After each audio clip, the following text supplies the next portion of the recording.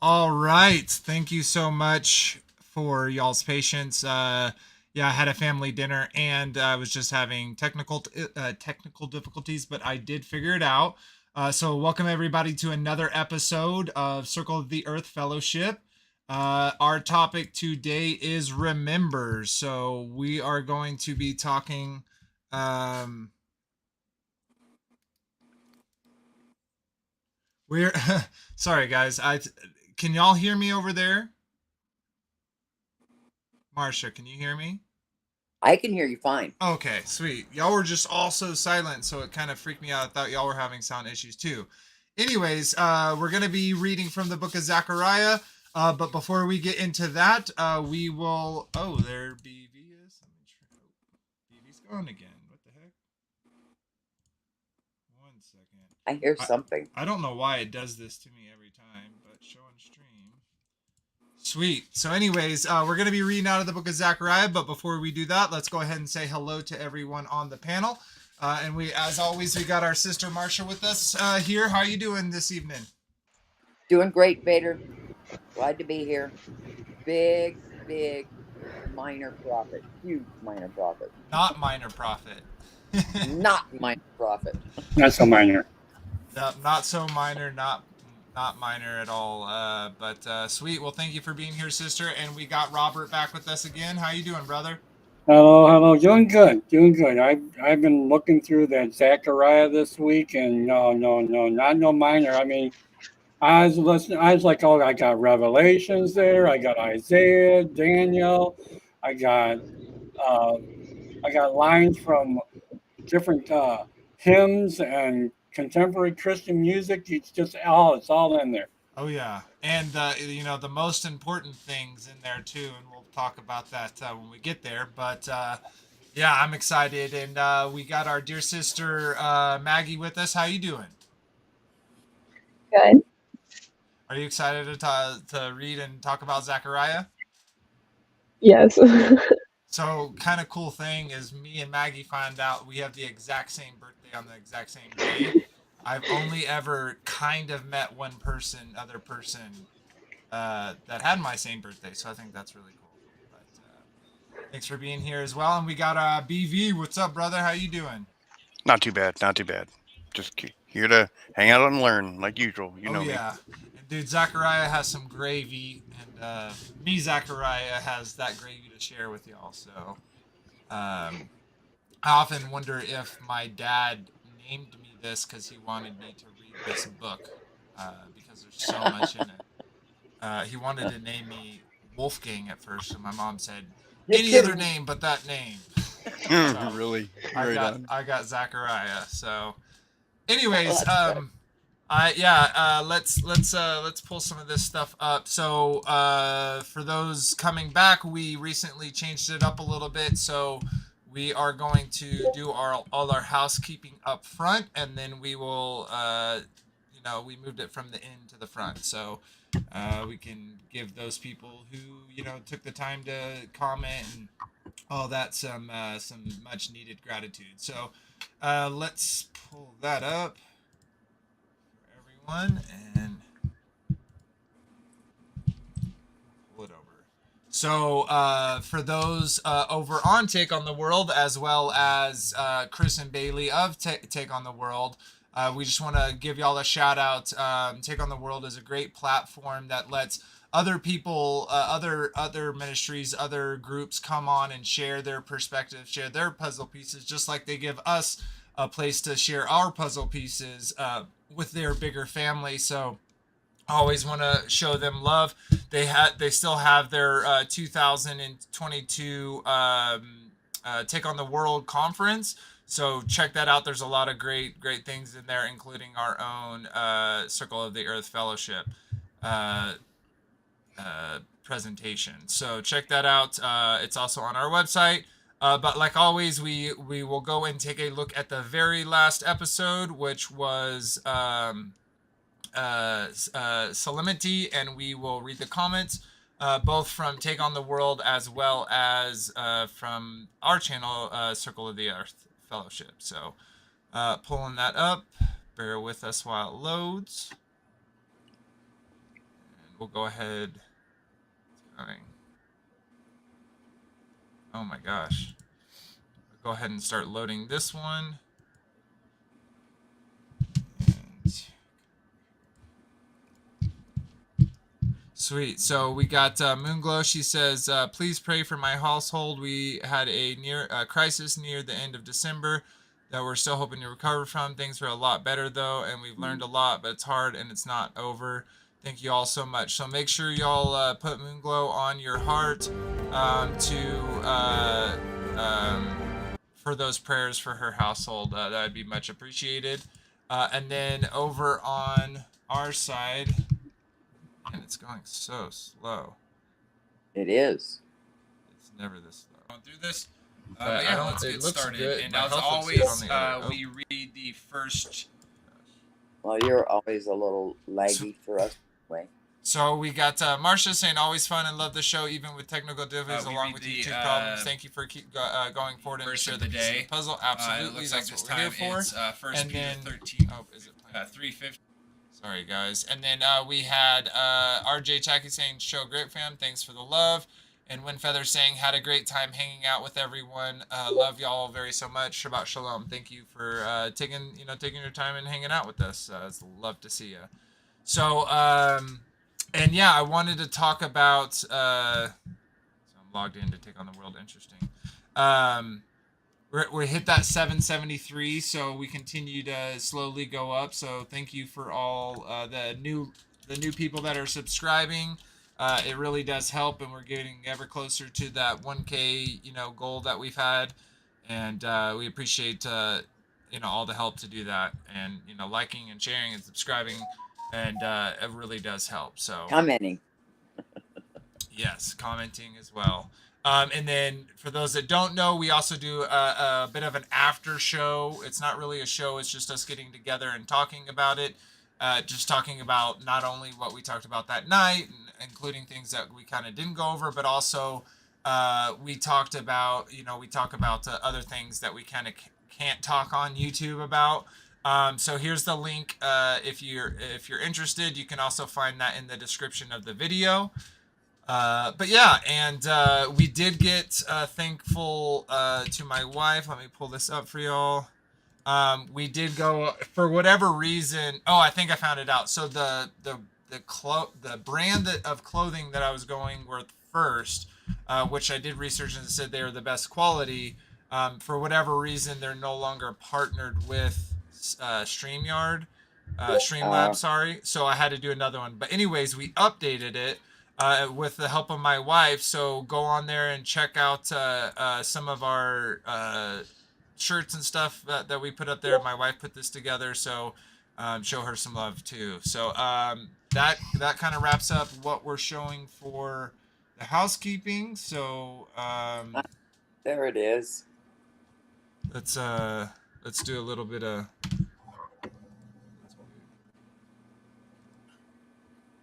Put it on a square. But on the square. But yeah, anyway, so we're going to be reading from the Book of Zechariah. We're going to be reading a handful of chapters.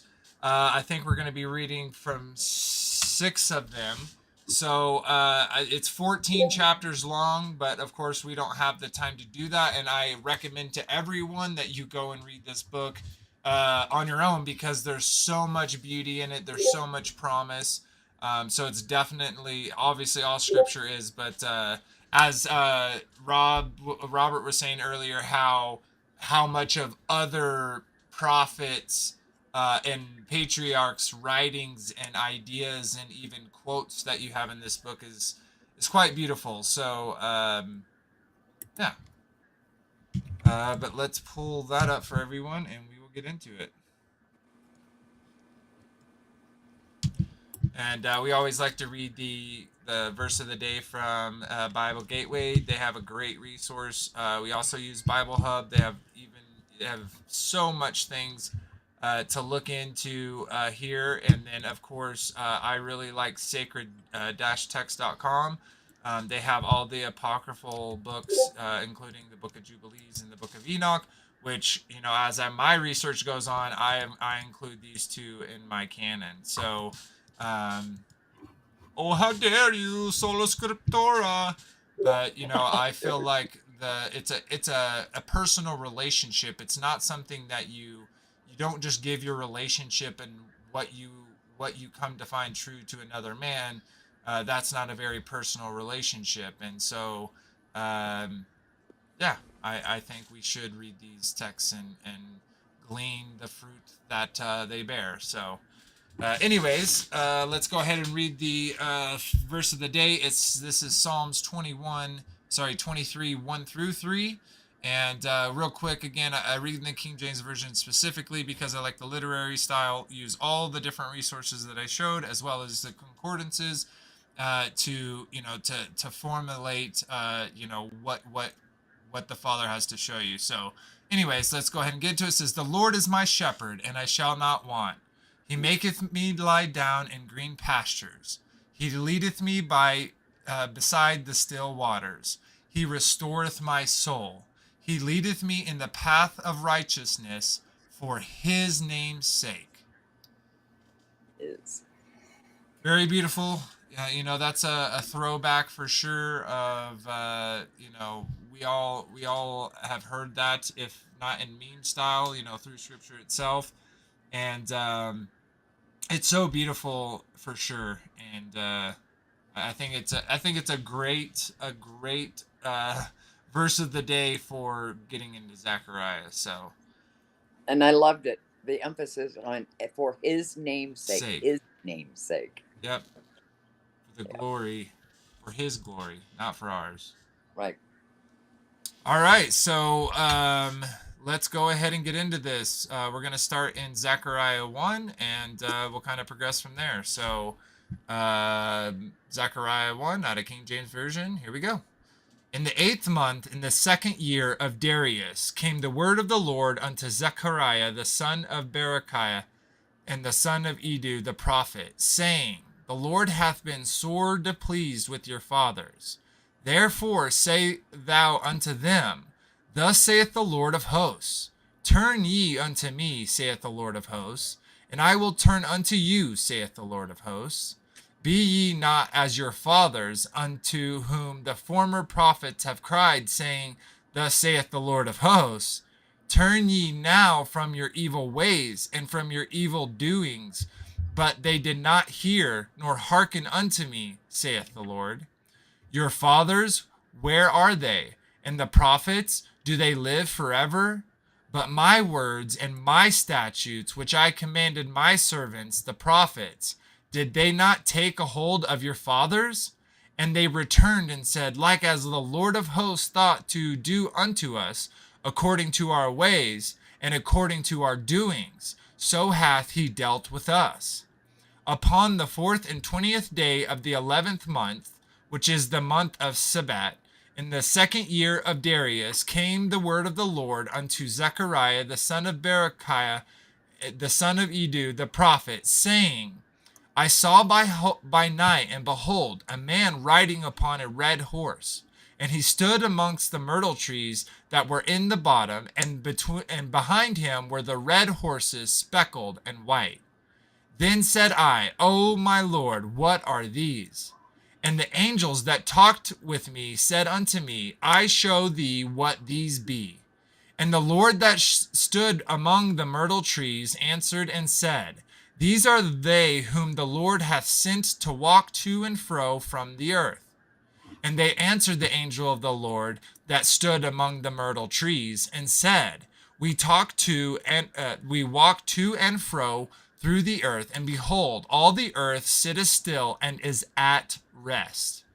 Then the angel of the Lord answered and said, O Lord of hosts, how long wilt thou not have mercy on Jerusalem and the cities of Judah, against which thou hast had an indignation these 70 years? And the Lord answered the angel that talked with me with good words and comfortable words. So the angel that communed with me said unto me, Cry thou, saying, Thus saith the Lord of hosts, I am jealous for Jerusalem and for Zion with a great jealousy. And I am very sore displeased with the heathen that are at ease. For I was but a little displeased, but they helped forward the affliction. Therefore, thus saith the Lord, I have returned to Jerusalem with mercies. My house shall be built in it, saith the Lord of hosts, and a line shall be stretched forth upon Jerusalem. Cry yet, saying, Thus saith the Lord of hosts, My cities through prosperity shall yet be spread abroad, and the Lord shall yet comfort Zion, and shall yet choose Jerusalem. Then lift I up mine eyes, and saw, and behold, 4 horns. And I said unto the angel that talked with me, What be these? And he answered me, These are the horns which have scattered Judah, Israel, and Jerusalem. And the Lord showed me 4 carpenters. Then said I, What come these to do? And he spake, saying, These are the horns which shall scatter Judah, so that no man did lift up his head.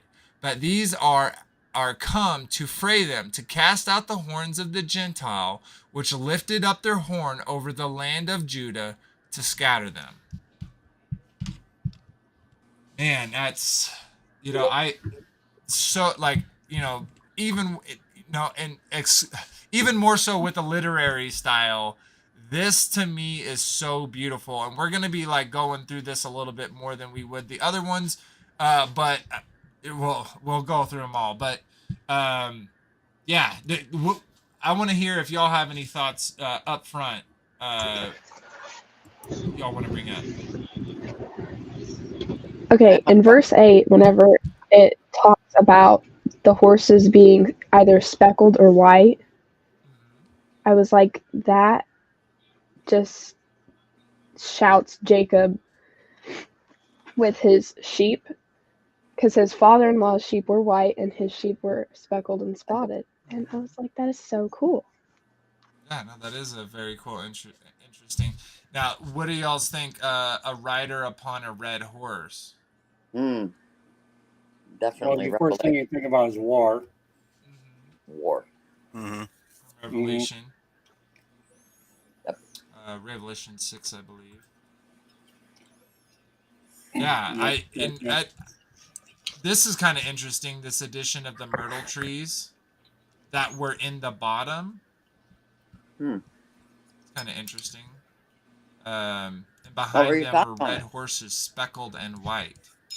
I was also thinking, like, kind of the imagery that gave me, honestly, was white horses speckled with red blood. That's and that kind of connection came from in Revelation. I believe it's Revelation where it talks about like that the blood will be up to a horse's girdle. Yes, that's in Revelation.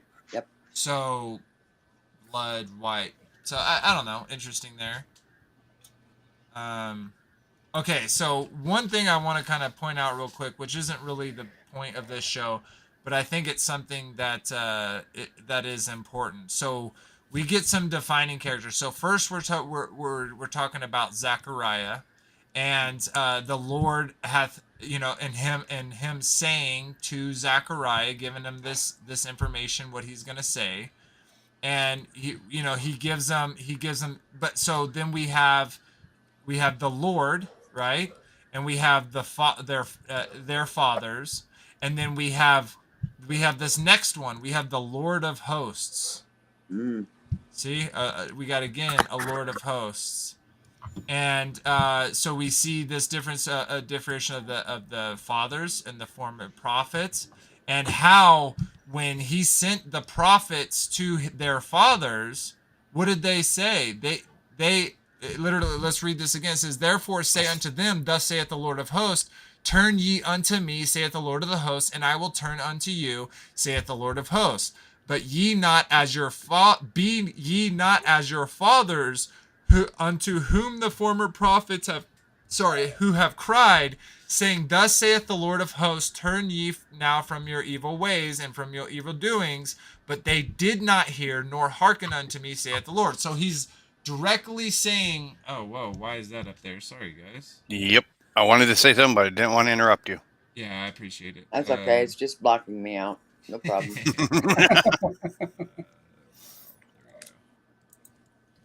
Sorry. So he's saying to his to their, don't be like your fathers, where when I sent the prophets unto them, they did not listen, they did not repent from their ways, they kept on their heathenistic behavior. He's like, be different from them, and if you turn to me, I will turn to you.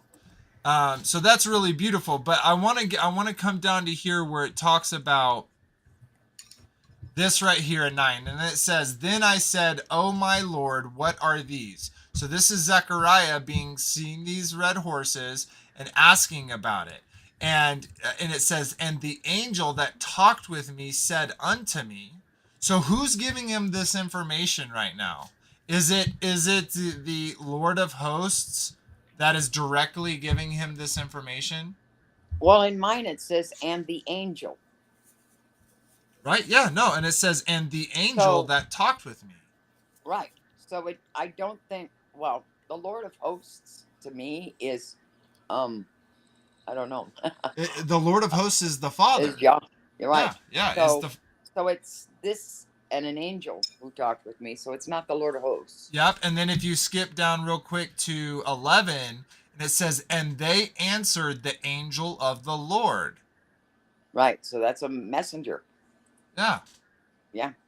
Angel. Oh. Okay. And then 12, then the angel of the Lord answered and said, O Lord of hosts, how long wilt thou have mercy on Jerusalem and the cities of Judah against thou Oh. which hast had indignation these 70 years? So we have an angel of the Lord saying to the Lord of hosts, to the Father, how Right. long are you going to have mercy on Jerusalem and Judah, which is right now and the timing of what's going on. Zechariah is talking and saying, hey, turn from your ways. Don't be like your fathers where y'all keep going away from me, but turn unto me and I will turn unto you. And the angel is asking the Lord, well, how long are you going to wait to do something about it? Because Now that's what's interesting also is we assume the angels know all this way ahead of time. I think they're seeing things unfold too. oh yeah, They do know some ahead of time, but that angel saying, "Oh, well, how much longer are you going to wait?" Is it very interesting. It really because he's asking. yeah. Yeah, He's because actually and why asking. he's asking because we see directly. Oh, and I've not been showing this to everyone else, but I'll pull it up. And then the angel Lord, the Lord of hosts, how long wilt thou have mercy on Jerusalem and the city of Judah and the cities of Judah, against which thou hast had indignation these 70 years? So for all of this time, they have been going contrary to the way that they should be. And the Father had been sending them prophets to say, hey, change your ways. But back up here, what is that? But they did not hear nor hearken unto me, saith the Lord. And so, it just how important that is that we're living like the Father. Why were the fathers displeased? Because they weren't hearkening unto him, meaning doing what he asked them to do, and they were not listening to him. They did not hear what he was trying to tell them. And what was he trying to tell them? He was trying to tell them that the wages of sin is death, that when you go into heathenistic and debauchery and all those things, it leads to your destruction. And we can kind of see in that go in our lives. And can't we, not all of us, but can't some of us say the Lord has been sore displeased with your fathers? A Yeah. lot of our fathers and and even some of the people that watch are boomers, right? And that they made better decisions either now, like later on their lives or earlier in their lives, whatever it would be. But what my point is they started hearkening unto the voice. We all started hearkening unto the voice. But we can still see maybe how our fathers didn't hearken into that voice and how that created strife and tension within our lives. So I think that's a really, really big point here that it's kind of trying to show. And it's trying to tell us, and of course Zechariah and the people of that time, what it means to do that. And I Don't you just, think that don't you think that kind of thing happens on a continual basis? uh-huh. I mean, yeah, I mean, it's not I see it in our generation, the past generation, it's just a continual thing. So, but we're not hearkening or we hearken. Um the Father's always wooing us. Yep. Mm-hmm. So, Mm-hmm. So, and then, so it says here in 14, so the angel communed with me and said unto me, cry thou, saying, thus saith the Lord of hosts, I am jealous for Jerusalem and for Zion with a great jealousy.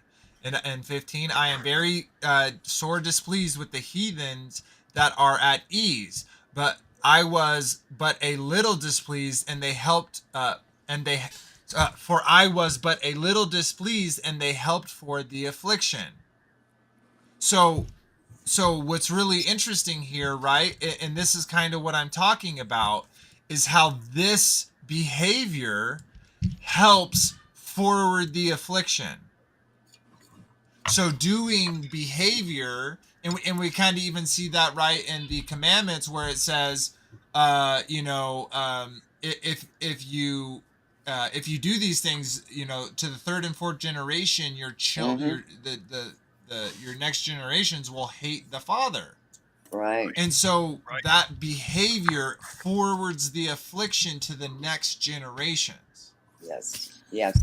You got to Yes. set a good example. Yeah. And if you come to know the Father, what is it, up to 1,000 generations that you could, well, anyway, something.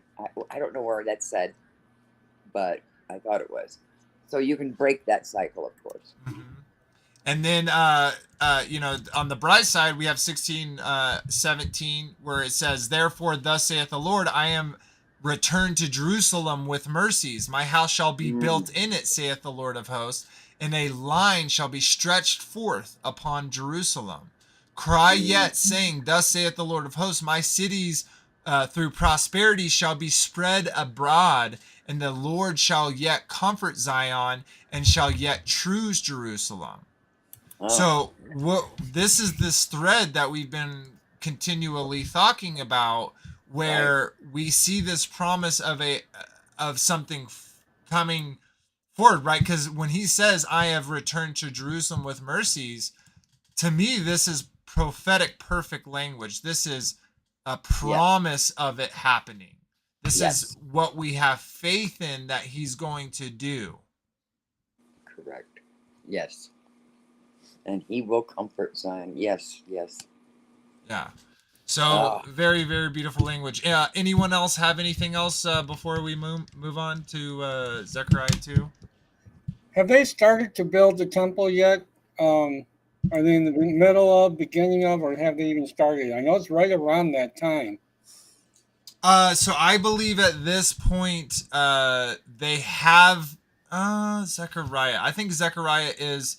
So we just read out of Haggai, right? This is them talking about it, right? Talking about, so it is already built, because Haggai is talking about, like, hey, y'all see, no, it's not built, because he comes back and he's like, y'all see the difference from what it was to what it is now. I don't know. To be honest, I'm not very good with the timelines. I think that they either started it or they're in the midst of it. But I think that one of the things is they're kind of lagging or twiddling their thumbs a bit.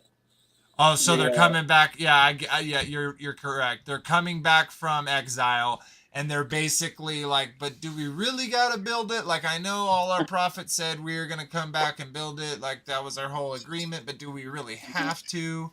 And no one's really kind of taking in charge, and they're all just kind of still doing the same behavior from which the nations they came from. Yeah, absolutely. Okay. Great comment there. Let's go ahead and pull this over. Sweet. So this is Zechariah 2. Let's go ahead and start reading it. This one's pretty short, so we're gonna read it pretty fast. It'll go pretty fast. So Zechariah 2, I lifted up mine eyes again, and look, and behold, a man with a measuring line in his hand. And when I said, whither goeth thou? And he said unto me, to measure Jerusalem, to see what is the breadth thereof, and what is the length thereof. And behold, the angel that talked with me went forth, and another angel went out to meet him. And he said unto him, Run, speak to this young man, saying, Jerusalem shall be inhabited as towns without walls, for the multitude of men and cattle therein. For I, saith the Lord. But wait, who's saying this? But I said, we'll come back to this. I won't break it up. For I, saith the Lord, will be unto her a wall of fire round about, and will be glory in the midst of her. Ho, ho, come forth, and flee from the land of the north, saith the Lord. For I have spread you abroad as the four winds of the heaven, saith the Lord. Deliver thyself, O Zion, that dwelleth with the daughter of Babylon. For thus saith the Lord of hosts, after the glory hath he sent unto the nations which spoiled you. For he that toucheth you toucheth the apple of his eye. For behold, I will shake my hand upon them, and they shall be a spoil to their servants. And ye shall know that the Lord of hosts hath sent me.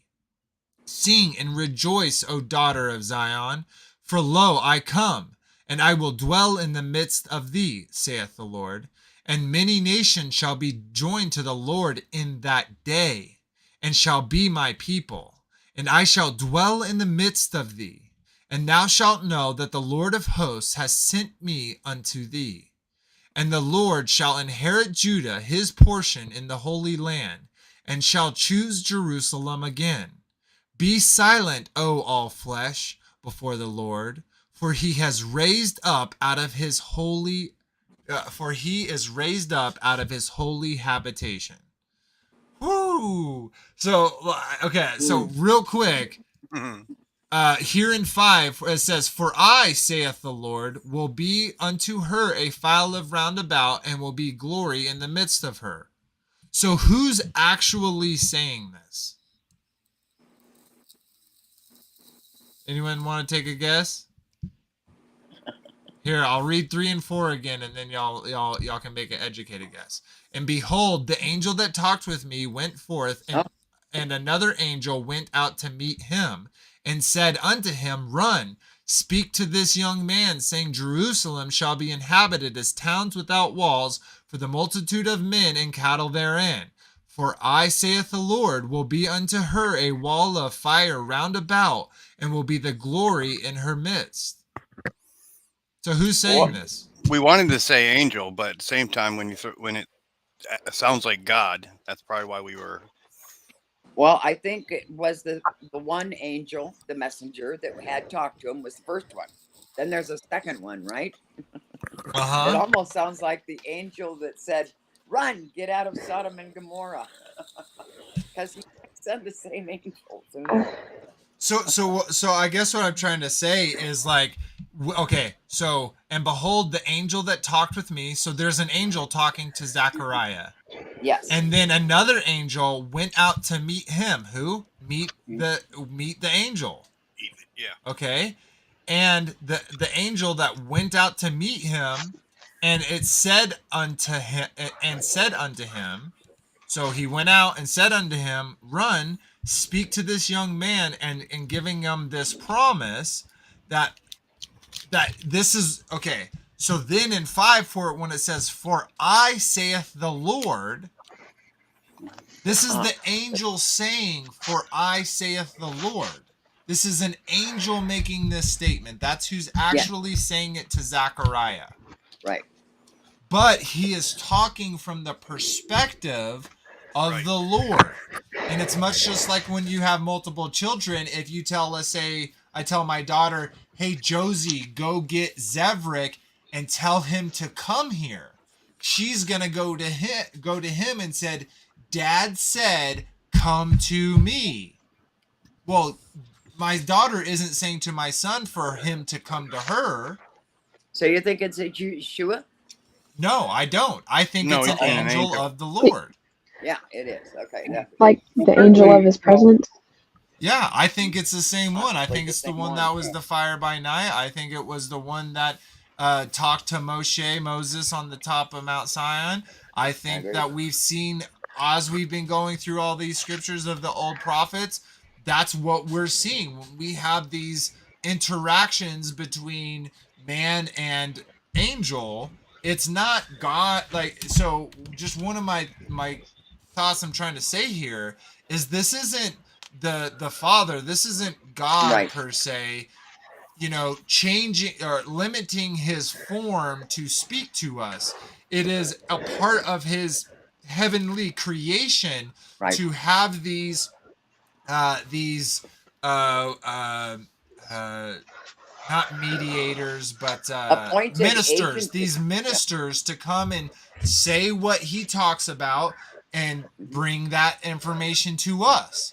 And the reason why I kind of want to bring that up is because of a lot of views that people have that that we had this pre-incarnate continued showing up of Yeshua. And Right, right. I say then I say, Christophany. well, what's the point of all the angels if Yeshua could Right. do that all those other times? Why all these other times? Why wouldn't it just be Yeshua coming and saying, Right. I'm the angel of the Lord? So Right. just some food for thought there. But right here, and we were kind of talking about this when we were talking about whether the temple was built or not. And it says, deliver thyself, O Zion, that dwelleth with the daughters of Babylon.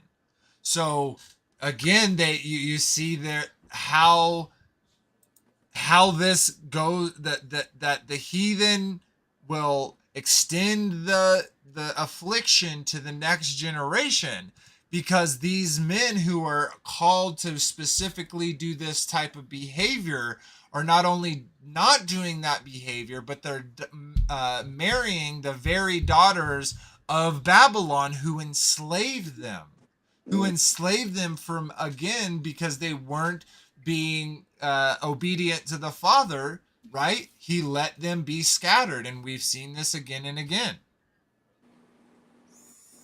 Pretty cool there. But of course, he always does this. I feel like we got here in I guess we can even go, let's go up to 8. So it says, for thus saith the Lord of hosts, after the glory hath he sent unto me unto the nations which spoiled you, for he that touches you has touched the apple of his eye. For behold, I will shake my hand upon them, and make them be a spoil to their servants, and ye shall know that the Lord of hosts has sent me. Sing and rejoice, O daughters of Zion. For lo, I come, and I dwell in the midst of thee, saith the Lord. And many nations shall be joined to the Lord in that day. How much time? How many time are a whole bunch of nations going to be all tied to the Lord in that day? How much time? It's literally a day. We see the day of the Lord, right? And look what's going to happen. And I will dwell in the midst of thee, and thou shalt be know that the Lord of hosts has sent me unto thee. And the Lord shall inherit Judah his portion of the Holy Land, and choose Jerusalem again.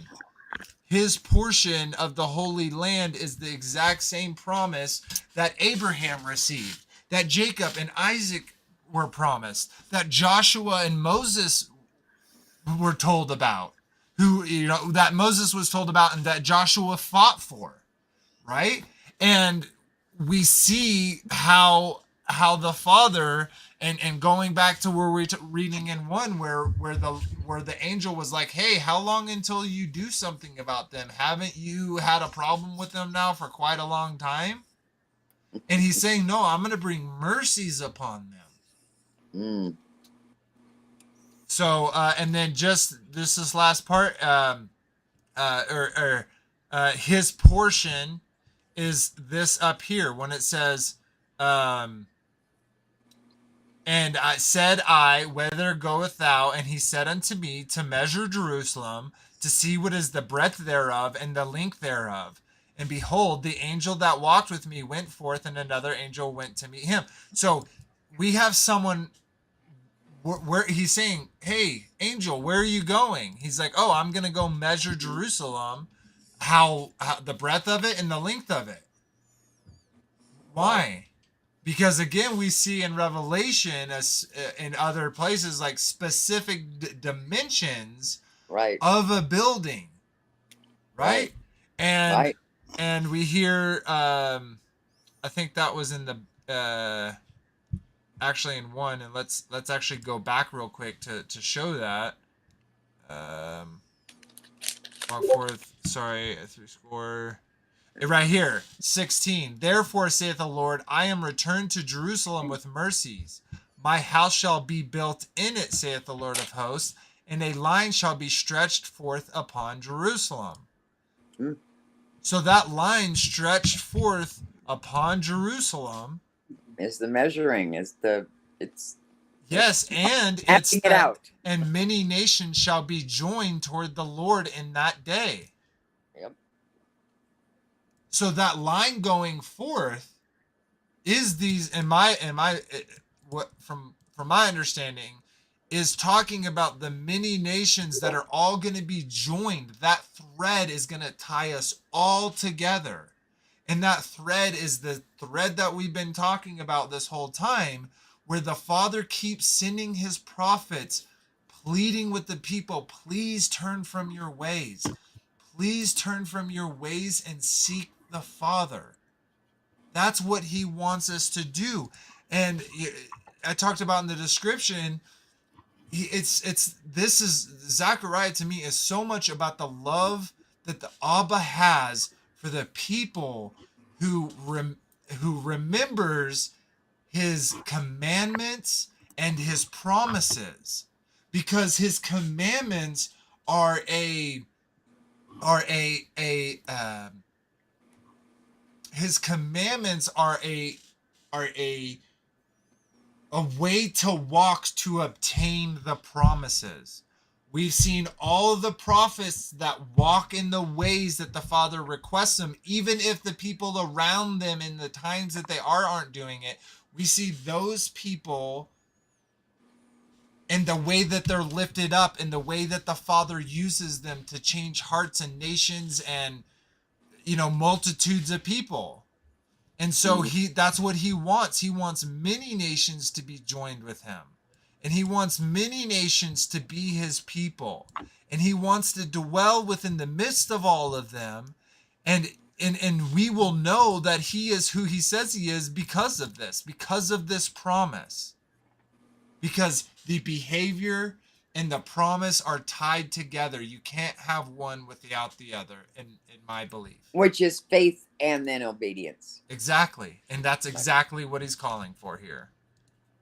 So super duper beautiful. Yeah, so let me pull this back. Does anyone else have any? I know I kind of ranted there for a little bit, but does anyone else have something that they want to talk about before we move on to the next chapter?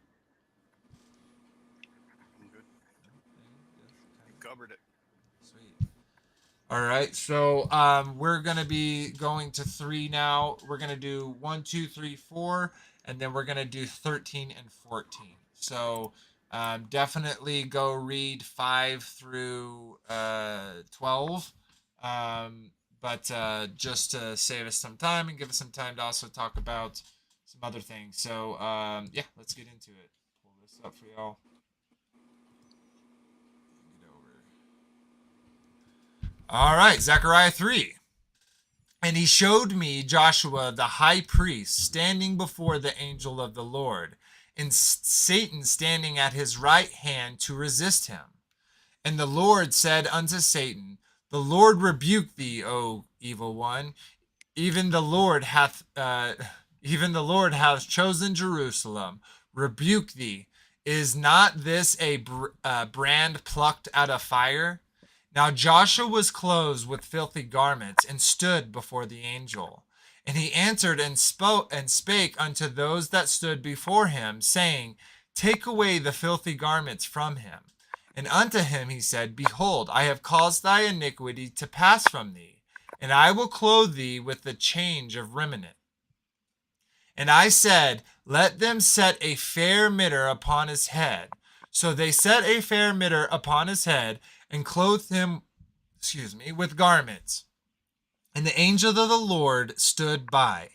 And the angel of the Lord protested unto Joshua, saying, Thus saith the Lord of hosts, if thou wilt walk in my ways, and if thou wilt keep my charge, then thou shalt also judge my house, and shalt also keep my courts, and I shall give thee places to walk among these that stand by. Hear now, O Joshua the high priest, thou and thy fellows that sit before thee, for they are men wondered at. For behold, I will bring forth my servant the branch. For behold, the stone that I have laid upon Joshua, upon one stone shall be 7 eyes. Behold, I will engrave the engraving I will engrave the engraving thereof, saith the Lord of hosts, and I will remove the iniquity of that land in one day. In that day, saith the Lord of hosts, shall ye call every man his neighbor under the vine and under the fig tree. Good, such beautiful language there, and continuing of that promise. And I like the beginning where it's like, and he showed me Joshua the high priest standing before the angel of the Lord, and Satan standing at his right hand to resist him. So this is the evil one and the angel of the presence of the Lord, and Joshua having this encounter, and the angel of the presence of the Lord, which is the Father's word saying unto the evil one, and the Lord said unto the evil one, the Lord rebuke thee, O Satan, even the Lord has chosen Jerusalem, rebuke thee, if this is not a brand plucked out of fire. Now Joshua was clothed with filthy garments and stood before the angel. Right? So this is not, we're talking about the angel of the Lord.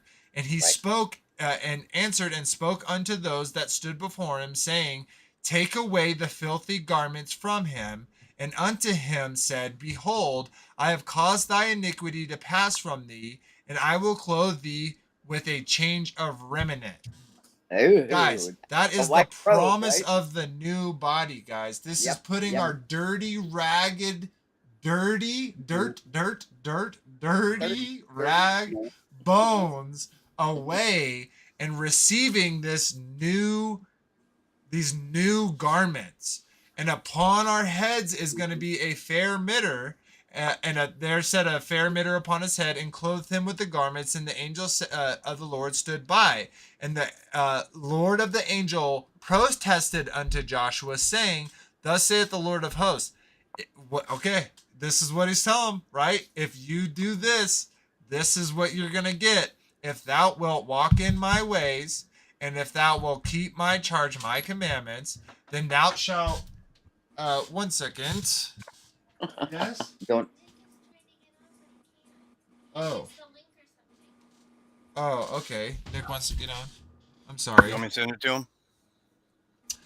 Yeah, but I gotta get it set up. So, give me a second, guys. I will get back to what I was saying. I definitely anytime anyone wants to get on, I want to have them on. So let me get that set up. I'm gonna hide some of these. I actually.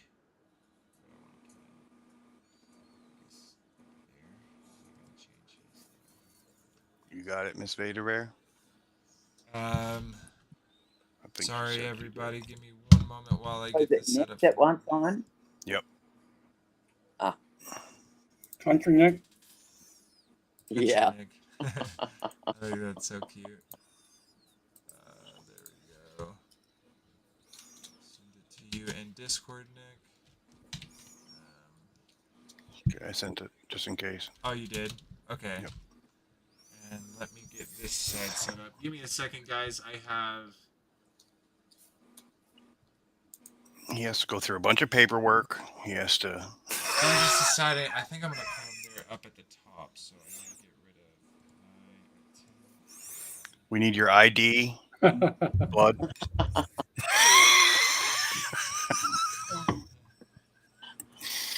Some hair. We need to vet you. We need to vet them. 6.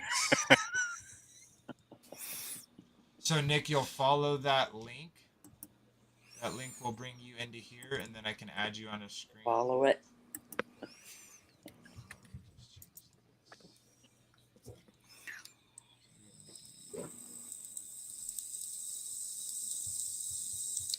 Now I hear some hissing.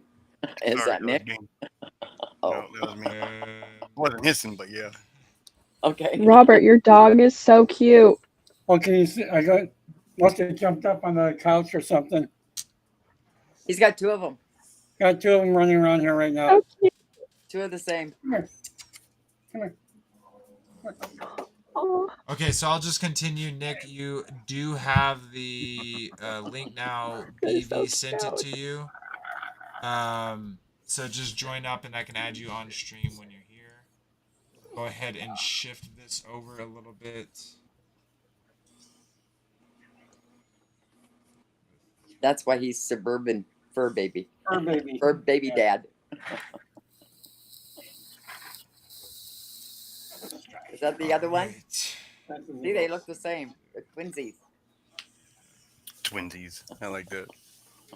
So yeah, this is kind of a cool little thing. I need to move that part though. So I can have up to 12 people up on here. So if more people want to join, there is space. Feel free to join. That's great. Otherwise, we'll just have little names. We won't see little boxes of each other because that is the darndest thing. Yeah. Well, I think it will spread. Like, I think if there's more people, I almost think it'll make the pictures bigger the way that it works. But I have no idea. So. Otherwise, we're going to squish to a name. We'll stay like you guys, this in the back room here. In the back room, not on there, but in the back room, we're all getting squished. Okay, when y'all see Nick, let me know because I won't be able to see him. All right. Got you. Well, we've got a delay on that. But, there's something going on. So let's get back to it. Okay. I'll let you know when I see him. Alrighty. Was on there, no, not. Did you see him? I didn't see him. I saw someone for a minute there. Maybe they jumped on and then jumped off. Something happened. Who knows? But so it says this part right here, and I actually want to pull this up. So this is Zechariah 3:8. So this is if you ever wonder what a word is saying, this is kind of me showing you how to do it on Bible Hub. So you'll go to Zechariah. You'll go to chapter 3. Once that loads, you can go to verse 8. And then we can look at this. So the branch, right?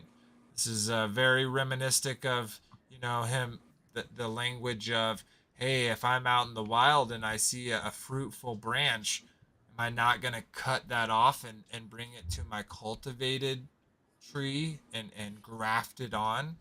And that's very much that same language of him stretching out a line and making many nations, bringing many nations under him in that one day, in the day of the Lord.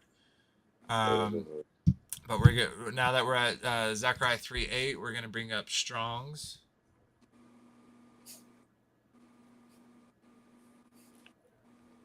And go look at that word branch.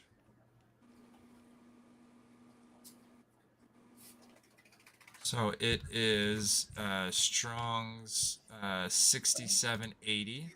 Click on that. Yeah, in mine, it's branch is capitalized. Yeah, it's all capitalized, right? Which is really interesting. I wonder why they decided to do that. But so that word is teshmak. I don't know if I'm pronouncing that 100% right, but it means a sprout or a growth. So in that day, the branch of the Lord. So that's from Isaiah 4:2. So let's bring that up. We got a righteous branch, and he will reign, from Jeremiah 23:5. And let's pull up this up. Let's go over to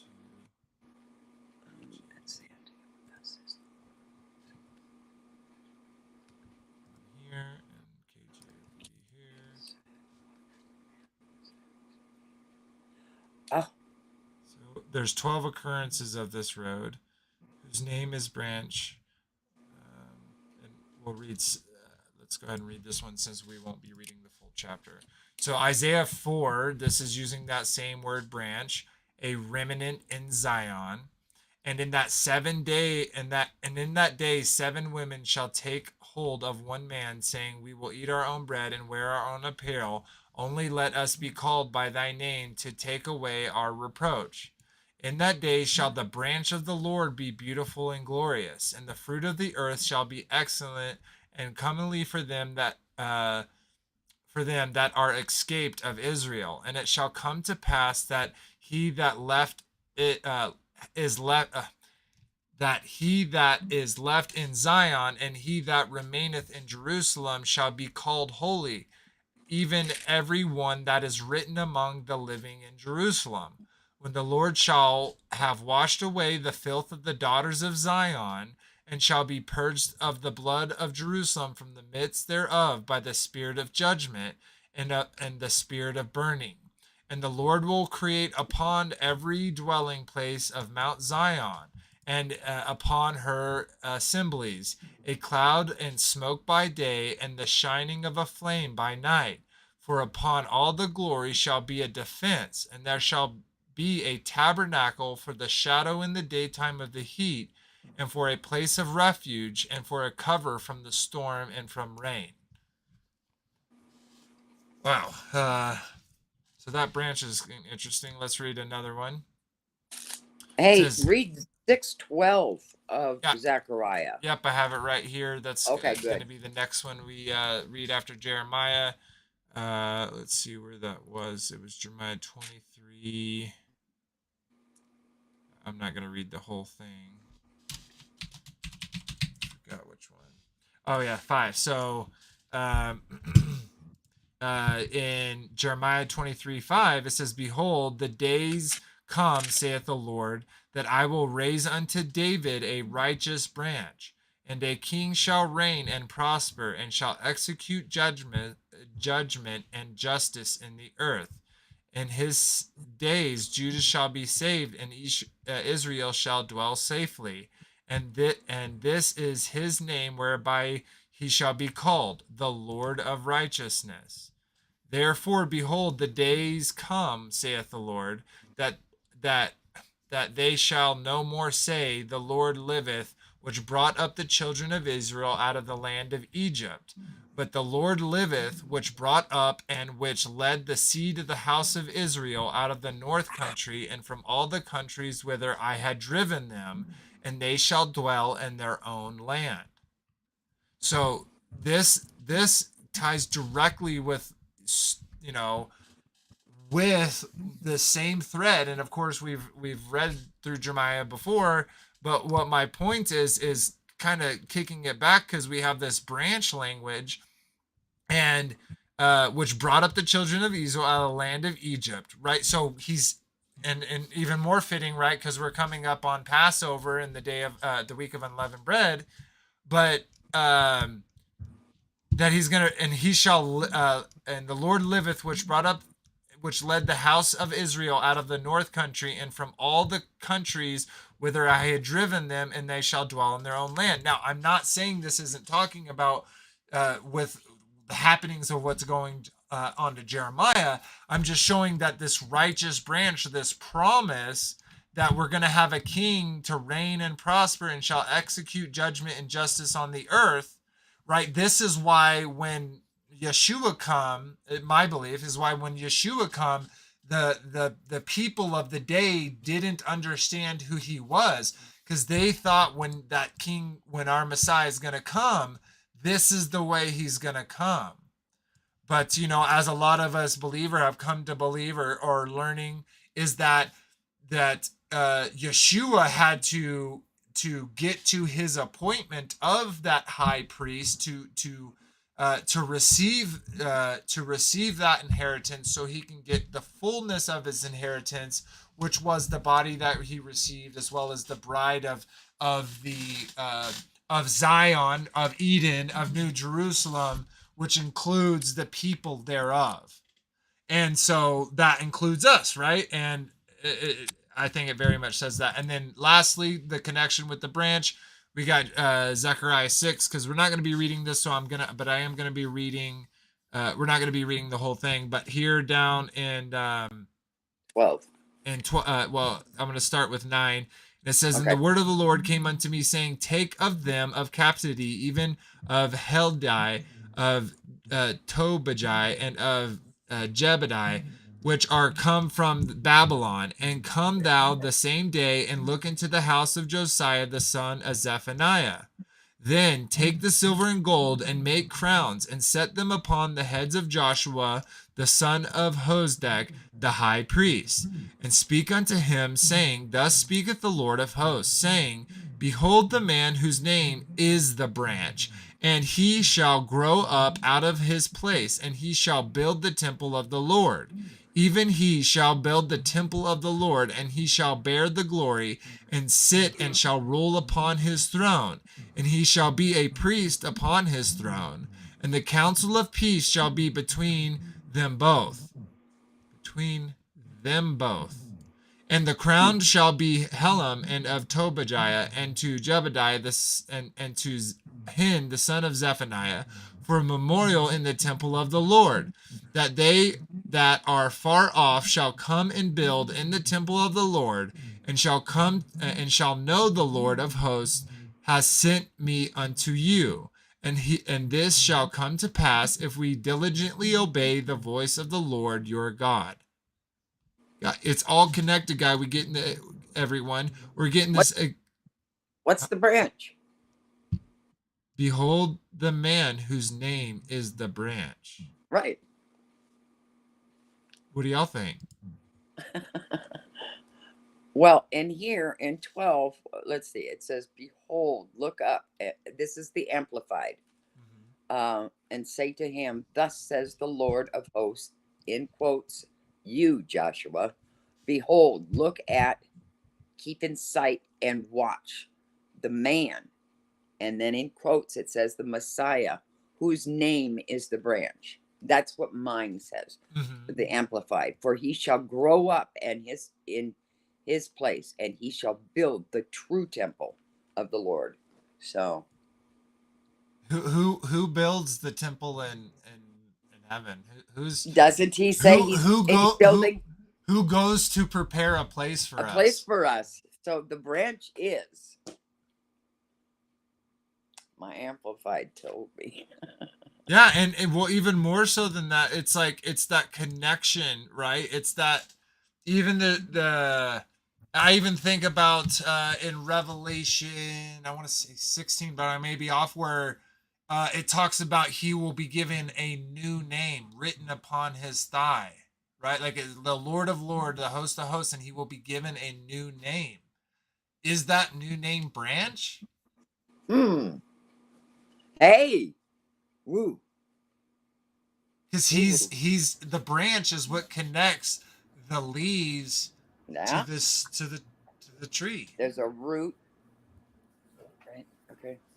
I don't know, some pretty interesting symbology there, and it's given his name the branch. So, anyways, did Nick ever come on? Yeah, Nick's there. Oh, He's he just is? blacked out. Okay, I'm gonna switch over and bring him on. Is his mic and everything working?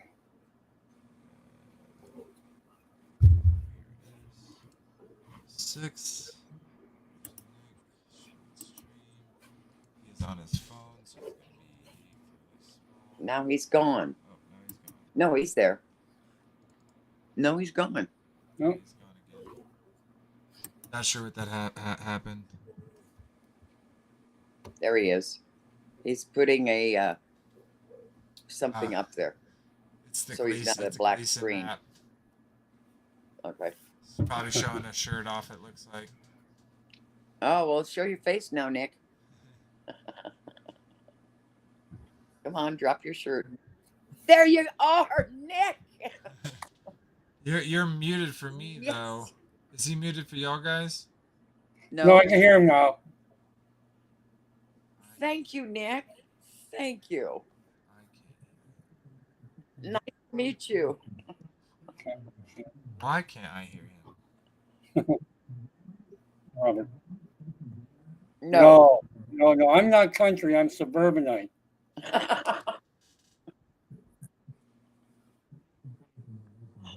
Can the stream hear Nick? Good. Yeah, can all hear him. No, I know y'all can on the panel. I'm asking the stream. Oh. Can stream hear Nick clearly? You gotta 'Cause wait he's like all. 30 seconds or so. Yeah, I know. Yeah. Nick, welcome. Good shirt, bro. I can't hear him, Country Dad said. Okay, Country Dad is not being able to hear him either. But y'all can hear him on stream. It's very interesting. It is momentous. Do you know how many times that On a Friday night like an old grandma. Yes. So we should be celebrating right now. we Sweet. are? I'm All right, celebrating. I just got you on Nick. You are now actually, we can now actually hear you. So welcome, brother. Long time no see. Hope you're doing well. Yeah, Vader, love you, bro. I feel like been really busy and stuff. I know everyone's been busy, but it's good just being able to pop in and see everyone, and everyone's in the Word. It's good stuff.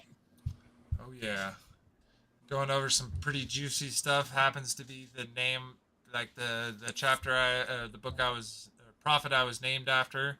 Though I never did ask him. Maybe he named me after Zechariah, John the Baptist's father. I'm not sure. I didn't get to ask him that. And Vader, isn't there a connection with Zechariah's wife? Her name has some connection to your wife. Yeah, I know there was something my wife's middle name is Elizabeth, and so Zechariah and Elizabeth. But we don't have a son named John Baptist.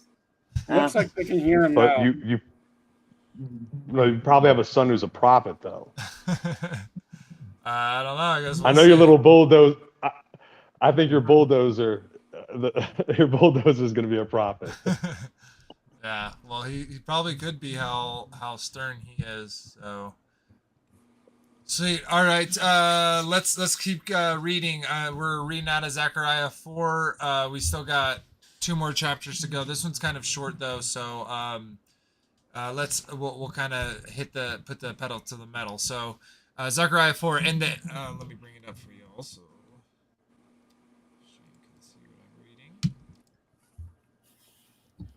Sweet, and it's Zechariah 4. And the angels that talked with me came again and walked with me as a man that is wakened out of his sleep, and said unto him, What seest thou? And I said, I have looked, and behold, a candlestick all of gold, with a bowl upon the top of it, and with 7 lamps thereon, and 7 pipes to the 7 lamps, which are upon the tops thereof. And the 2 olive trees by it, one upon the right side of the bowl, and the other upon the left side of the bowl. So I answered and spake to the angel that talked with me, saying, What are these, my Lord? Then the angel that, so this is just real quick. So I answered and spoke to the angel who talked with me, saying, What are these, my Elohim? Then the angel that talked with me answered and said unto me, Knowest thou not what these be? And I said, No, my Lord. Then he answered and spake unto me, saying, This is the word of the Lord unto Zerubbabel, saying, Not by might nor by power, but by spirit, says the Lord of hosts. Who art thou, O great mountain, before Zerubbabel? Thou shalt become a plain, and he shall bring forth the headstone thereof with shoutings, cryings, grace upon grace, and grace unto it. Moreover, the word of the Lord came unto me, saying, The hands of Zerubbabel I've literally said that different every single time, have laid the foundation of his house. His hand shall be also finish it, and thou shalt know the Lord of hosts hath sent me unto you. For who hath despised the day of small things? For they shall rejoice, and he shall see the plummet in the hand of Zerubbabel for those 7. They are the eyes of the Lord, which run to and fro through the whole earth. Then I answered and said unto him, What are these 2 olive trees upon the right side of the candlesticks, and upon the left side thereof? And I answered again and said unto him, What be these 2 olive branches which thou through the golden pipes empty the golden oil out of themselves? And he answered me and said, Knowest thou what these are to be? And I said, No, my Lord. Then he said, These are the two anointed ones that stand by the Lord of the whole earth. Pretty interesting. You you So, want to hear Can what? I jump? Yeah, absolutely. Go ahead. Go Wow. ahead. I was just saying, I have been thinking about the seven spirits of God recently, and just how that number seven has so much importance throughout the Word, the seven churches in the Book of Revelation, and I was just like, I was driving my car today, and I was like, my odometer was reading 7777, or no, 77725. I'm like, oh, I'm coming up on 5 sevens, so that was kind of cool, but. Yeah, that's it.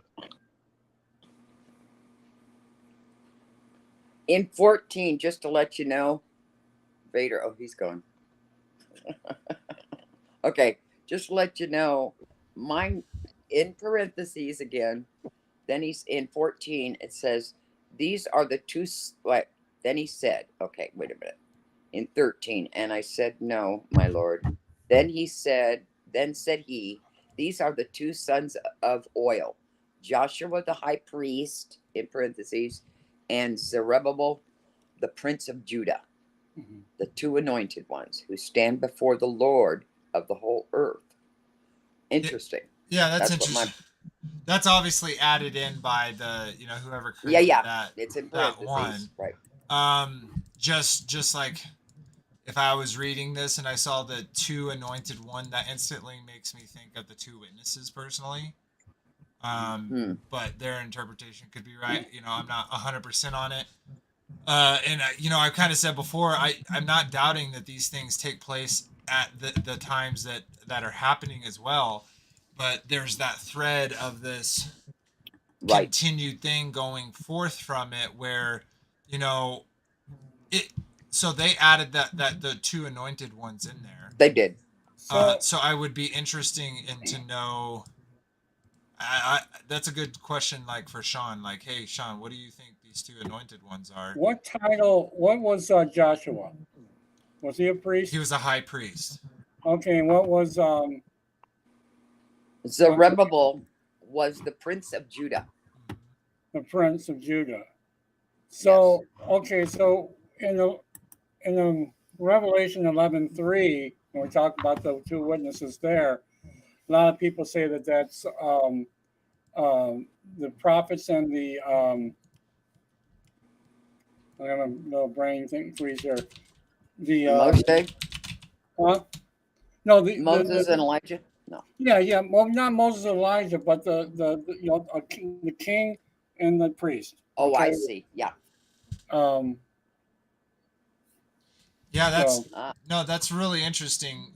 So let's see here real quick, where it goes up, and there were two olive branches, and this is really cool too, where it says, "And I answered again and said unto him, What be these two olive branches which through the two golden pipes empty the golden oil out of themselves?" So we have two olive branches which through the two golden pipes empty the golden oil out of themselves. So we got two branches emptying their golden oil into the golden pipes. I don't know. Kind of interesting. Okay. But now in mine it says in 14 again, and this is not in parentheses. It says these are the two sons of oil. Now it doesn't say it in the King James. It just said anointed ones. Yeah, because anointed, like, it means to be is anointed oil. by oil, right? Right. And so I was curious how these two golden tubes, it spouts out the golden oil. It just curious to me. Yeah. No, that is very interesting. So here it says, "And I said, and I have looked, and behold, a candlestick of all gold with a bowl upon the top of it, and his seven lamps thereon, and even pipes to the seven lamps which are upon the top thereof." So okay, one, why can I not think of the word? Oh my gosh, not a cherubak. What is it? A menorah. Oh my gosh, why can A I not think of menorah. that word? Yeah. Right. So a menorah has 7 lamps. There is you have the high priest and the king pouring into the branch, the menorah, giving it its light. I don't know, kind of interesting, right? It is. It is, and it's interesting that that's. I was trying to say the prophets and I was getting tongue twisted. Hopefully it's not buffering. It's been. It's got to grapple. It's got to grapple. And it just said y'all It's all swirling disconnected again. and reconnected or something. It's YouTube. It's swirling again. Now quit. Okay, on and off, on and off. Let's try. And it just started going through this 2 minutes ago. I don't have any alerts till 2 minutes ago, guys. And then it starts disconnecting. I have internet. I have. Oh, it just went off. I'll be darned. Now you're back. Oh well. There's a delay for me, so. Yeah, I don't know what it's doing, guys. I apologize. Hopefully it will. It's not you. It's them. Mhm. It's them. Them grabblers. Yeah, they're like listening to the words I'm reading and the things I'm saying, and they're like, we gotta stop this now. It's gone too far. We don't like this here. I like that though, Robert, the law and the prophets. Yeah, because when they talk about the witnesses, and I know someone said, like they'll say like Moses and Elijah. Right. I want to bring up Enoch because they try to say that Enoch didn't die, but we know that he died. Right. Yeah. Yeah. Yeah, But that's interesting because when you think about it being the law and the prophets, you think about the priestly and the king, the lordship. All right, those 2 parts, and you think about Yeshua is in the order of Melchizedek, who is king and priest. Yeah. So he has the rule over both the kingdom and the priestly duties. Yeah. Yeah, and you in this in chapter 4, you have that exact imagery, right? Where you have in the middle this branch, the 7 lampstand branch, and on this side of it is the high priest, and on this side of it is the king. And so the imagery, and then the oil from the trees, from the anointed ones, is on top and filling it with oil. That is really an interesting imagery. Yeah, I so agree. Sweet. So we're only going to be reading. So we're skipping ahead again. Go back and read 5 through 12 for yourself. There's so much gravy. Sure to bring the biscuits. But we're going to finish this off with 13 and 14. So we're skipping ahead for the sake of time. But definitely go back and watch it. So I'm going to bring that up for you. We got these last 2 chapters to read. This one's fairly quick, so let's get into it. So Zechariah 13. In that day there shall be a. What were you going to say, Marcia? I'm sorry. Oh, Nothing? sorry. I didn't mean to say anything, actually. Oh, okay, no worries. Okay, so 13. In that day there shall be a fountain open to the house of David and to the inhabitants of Jerusalem for sin and for uncleanliness. And it shall come to pass in that day, saith the Lord of hosts, that I will cut off the names of the idols out of the land, and they shall be no more be remembered. And also I will cause the prophets and the unclean spirit to pass out of the land. And it shall come to pass that when any shall yet prophesy, then his father and his mother that begat him shall say unto them thou shalt not live, for thou speakest lies in the name of the Lord. And his father and his mother that begat him shall thrust him through when he prophesieth. And it shall come to pass in that day that the prophet shall be ashamed every one of his vision, when he hath prophesied, neither shall they wear a rough garment to deceive. But he shall say, I am no prophet, I am no husbandman, for man taught me to keep cattle from my youth. And one shall say unto him, what are these wounds in thy hands? Then he shall answer, those with which I was wounded in the house of my friends. Awake, O sword, against my shepherd, and against the man that is my fellow, saith the Lord of hosts. Smite the shepherd, and the sheep shall be scattered, and I will turn my hand upon the little ones. And it shall come to pass that in all the land, saith the Lord, 2 parts thereof shall be cut off and die, but the third shall be left therein. And I will bring the third part through the fire, and will refine them as silver is refined, and will try them as gold is tried. Then they shall come, they shall call on my name, and I will hear them. I will say, it is my people, and they shall say, the Lord is my God. We're going to keep going to 14. Finish this off. We'll go back to it. 14. Behold, the day of the Lord cometh, and thy spoil shall be divided in the midst of thee. For I will gather all nations against Jerusalem to battle, and the city shall be taken, and the houses rifled, and the woman ravished, and half of the city shall go forth into captivity, and the residue of the people shall be cut off from the city.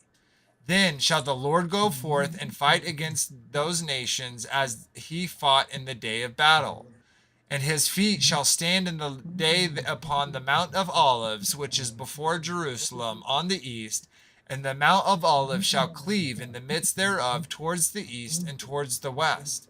And there shall be a great valley, and half of the mountain shall remove towards the north, and half of it towards the south. And ye shall flee to the valley of the mountains, for the valley of the mountains shall reach unto Azel. Yea, ye shall flee as you fled from before the earthquake in the days of Uzziah the king of Judah. And the Lord my God shall come, and all the saints with thee. And it shall come to pass in that day that the light shall never be clear nor dark. But it shall be one day which shall be known to the Lord, not the day nor night, but it shall come to pass that at an evening time it shall be light. And it shall be in that day that living waters go out from Jerusalem, half of them towards the former sea, and half of them towards the hinder sea. In the summer and in the winter shall it be. And the Lord shall be king over all the earth. In that day shall there be one Lord, and his name one. All the land shall be turned as a plain from Geba to Rimmon, south of Jerusalem. And it shall be lifted up and inhabited in her place, from Benjamin's gate unto the place of the first gate, unto the corner gate, and from the tower of Hanel unto the king's winepress. And the men shall dwell in it, and there shall be no more utter destruction, but Jerusalem shall be safely inhabited. And this shall be the plague wherewith the Lord will smite all the people that have fought against Jerusalem. Their flesh shall consume away while they stand upon their feet, and their eyes shall consume away in their holes, and their tongue shall consume away in their mouths. And it shall come to pass in that day that a great tumult from the Lord shall be among them, and they shall lay hold every one of his hand of his neighbor, and his hand shall rise up against the hand of his neighbor. And Judah also shall fight at Jerusalem, and the wealth of the heathen round about shall be gathered together, gold and silver and apparel in great abundance. And so shall be the plague of the horse, of the mule, of the camel, of the ass, and all of the beasts that shall be in these tents as this plague. And it shall come to pass that every one that is left of all the nations which came against Jerusalem shall even go up from year to year to worship the King, the Lord of hosts, and to keep the feasts of tabernacles. And it shall be that whoso will not come up from all the families of the earth unto Jerusalem to worship the King, the Lord of hosts, even upon them shall be no rain. And if the family of Egypt go not up and come not, that have no rain, there shall be a plague whereon the Lord will smite the heathen that come up not to the feast of the tabernacles. This shall be the punishment of Egypt and the punishment of all nations that come up not to keep the feast of tabernacle. In that day shall there be upon the bells of the horses holiness unto the Lord, and the pots in the Lord's house shall be the bowls before the altar. Yeah, every pot in Jerusalem and in Judah shall be holiness unto the Lord of hosts, and all they that sacrifice shall come up and take of them, and seeth therein. And in that day shall be no more Canaanite in the house of the Lord of hosts.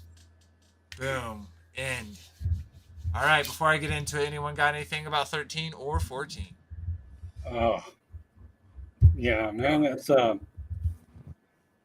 which one? Which verse is it? 8 or 7? 7. So, Of what? 13 or 14? 13. 13. I'm pretty sure it's 13:7. The shepherd against the legend fell on, said the Lord. What's my? No. Where's the pierce? Where's the hands? Where's the hands? Oh, The hands piercing of are the 6. 6. And one shall say unto him, what are these wounds in thy hands? Then he shall answer, those which I was wounded in the house of my friends. I mean, that's that moment where they realize he's outstretched hands, and they know who he is, and they know what went down, what happened. Awesome. Yep. That's sure. And we see that language in other places too, right? Where it says, Yeshua says, I have come not to bring peace. Do not think that I've come to bring peace, but of sword, right, to separate father from son and mother from daughter, right? And we know that in Second Thessalonians that in the end times, many's love will wax cold, right? And they will turn against one another and betray one another and have them put to death. Well, this is an Oh, go ahead. No, I saw you waving your hand. Yeah. Oh, thank you. Yeah. No, I was going to say this is an interesting bit of scripture. I feel like when you get into the fulfilled view of eschatology, like I have, I know most people here are futurists. And this came up with my debate with North Star, but it's a natural question to look at 14 and be like, okay, so how is this still how is this fulfilled if believers are supposed to be going up to this mountain in Jerusalem and celebrating the Feast of Booths and keeping the law, as it were. And I would say that the Festival of Booths, also known as Sukkot or tents, was in itself a prophetic eschatological how do I say? Yeah, it that the was feast was to show how Yeshua the would coming be third temple. Yeah. It was to prophesy the coming third temple. This is a view I hold and a bunch of other scholars do, and so and my belief, the third temple that actually did come was the living messianic temple, which we are, which is talked about at length in the epistles. Like, we are the temple of God, Christ dwells in us, and we're the living stones that Peter writes about. So I think the prophets who wrote Zechariah and Isaiah, they would talk about. Oh, did he drop? I don't. Must have dropped. Did I drop out? Yeah. Yep. Continue Mhm. on from where you were.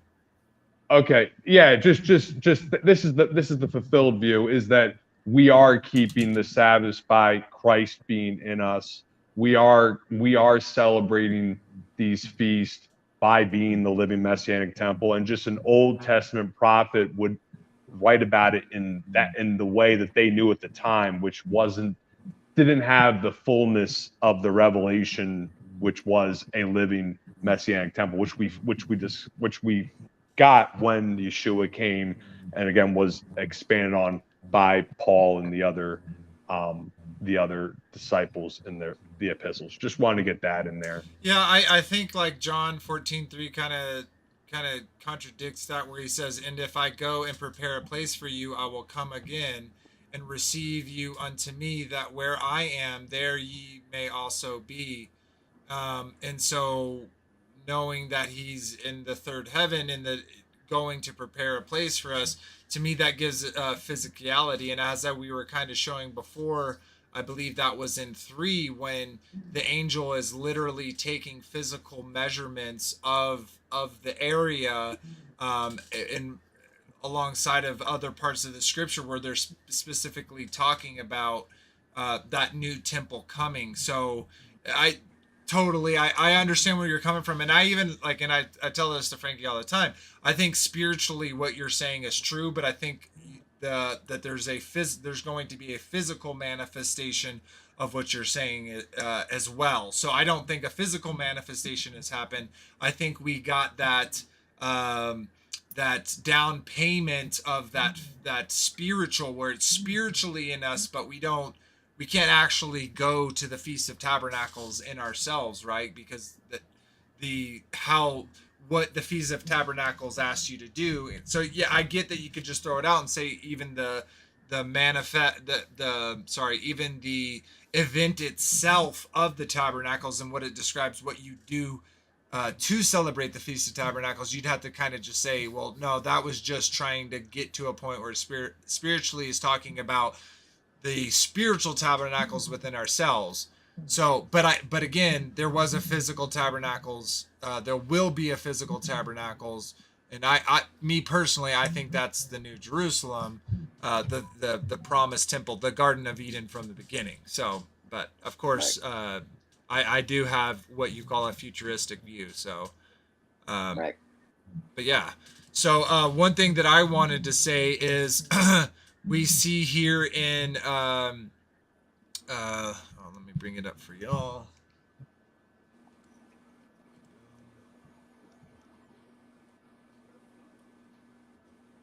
Okay, so this is really interesting to me. So so it talks about and it shall come to pass that everyone that is left of all the nations which came against Jerusalem shall even go up from year to year to worship the King, the Lord of hosts, and to keep the Feast of Tabernacles. So, from my view, of course, this is a futuristic view where this hasn't come to pass. But when it does come to pass, this is, to me, this is totally indicating the is talking about the mortal survivors of the day of the Lord, because we know that on the day of the Lord that all the kingdoms will rise up against, will come up against and be destroyed, right? Like their king, the angel of the bottomless pit, Abaddon, Apollyon, Nimrod. Everyone take a shot. Will uh will be destroyed, right? And then we have this war where it literally describes, as we were talking about before, where the blood will be up to a horse's girdle. That's a lot of blood. So that's a lot of people dying. And to me, these are the people up. And we even see, okay, now millennial reign comes, right? There's still going to be sin in the world. A lot of people say there won't be. Well, for those who are that get this promise, as we were talking about, I believe in 2, where it's talking about we're going to get this new cloth, right? Joshua, he sees this picture of Joshua standing with the Lord of the host, and then with the evil one, and we see that Joshua takes off his dirt garments and puts on these new garments, and then he is given a crown, a myrtle, and that myrtle is because he does the commandments. He follows he is obedient to the Father. Right. And so, and then it says, and it shall be that whoever will not come up from the families of the earth unto Jerusalem to worship the King, the Lord of hosts, even upon them shall be no rain. And in the family of Egypt go not up and come not, that have no rain. There shall be a plague wherein the Lord will smite the heathen that come up not for the feast of the tabernacles. This shall be the punishment of Egypt and the punishment of all nations that cometh not up to the Feast of the Tabernacles. So real quick, I'm going to jump back to 13 because I want to show you this other language here. Because we talked about the fathers before, right? And specifically Zechariah saying, hey, your fathers, don't be like them, right? And guys, think about this, those out there who are mothers and fathers. Here in 3, and it says, and it shall come to pass that when any shall yet prophesy, then his father and his mother that begat him shall say unto him, thou shalt not live, for thou speakest lies in the name of the Lord. And his father and his mother that begat him shall thrust him through when he prophesies. And it shall come to pass in that day that the prophet shall be ashamed every one of his vision when he hath prophesied, neither shall they wear a rough garment to deceive. So that part right there, neither shall they wear a rough garment to deceive. We go to the Pharisees and to the fathers here of Zechariah, right? And we can even see this within our time, but mainly back then, right, where they would rend their clothes. They would put on sackcloth to fool everyone to think that they had this spiritual change, but it was just an outwardly change to deceive people to think they have had that moment. And we see that that's directly connected to the prophets being ashamed to give their vision because their parents are calling them liars. And just to me, when I read this, it's like I feel like that's what we get with religion, right? If Zechariah came around nowadays and was telling them the same things, hey, don't be like your fathers, where when I came to them and I said, hey, change your heart, they didn't hearken to my voice and they turned away from me. He's saying, don't be like that. And so to me, we're given this direct connection because not only Zechariah is going through it, but aren't we all going through that right now?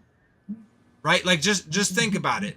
We got someone like Sean, right, who comes out and says, you know, as an example, you know, Trinitarianism, Unitarianism, those are lies, right? It's almost like this thing where, or another good example is Witsit Gets It, right? Like his parents are full globe believers, right? So when he went to his parents and he was like, hey, the world is not a globe, what did they see it as? They saw it as their son lying, speaking lies that God revealed to him. No, the world is a globe.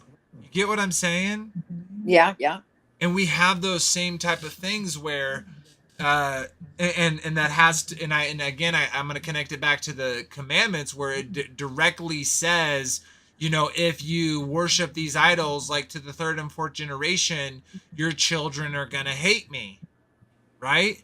And so the children that begot this prophet hate him. That's why they're calling what his son is prophesying in the name of the Lord as a lie. Very, very, very interesting. But I wanted to also read where it says here, but the third person,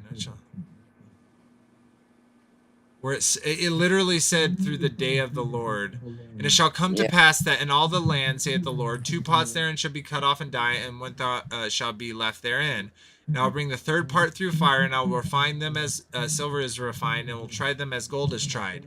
And they shall come on my name, and I will hear them, and I will say, it is my people. They shall say, the Lord is my God. Nope, that is beautiful, but that's not what I'm trying to remember where it was. What are you trying to think of? Somewhere it said, I Can I swear ask you it's a in the day question? of the Can Lord. I ask you a question? Yeah, of Oh, course. the dear Lord. With that 2/3, can I ask about your guys' view? Do you think the 2/3 that will be cut off and killed is that 2/3 of just believers in the future, or 2/3 of everyone on the earth? Like, who is that 2/3 that 2/3 will of everyone supposedly on be the earth. cut off? Yeah, I think it's gonna be Just 2/3 of done. everyone on the earth. This is all the non-believers. You So think it? yeah, and the reason why is because here in 14 it says, let me You pull don't it think up. it's believers too? I don't Also, think believers are killed. No, I okay. Yeah. don't. I don't think so. But I it thought it was says, across the board. So well, and I'll show you why. I'm just ah, trying to find I'm, it. Should go to worship. I was thinking in Revelation where 1/3 of this, 1/3 of that. Right. Living should go.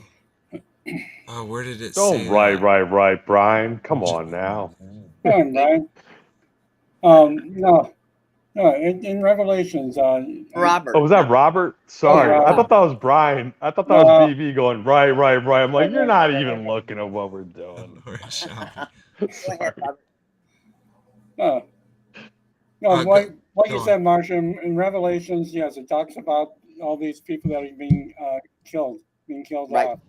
And these are people, and the people being killed off, they may be believers or not believers. Those are just being killed the first death. Okay. Right.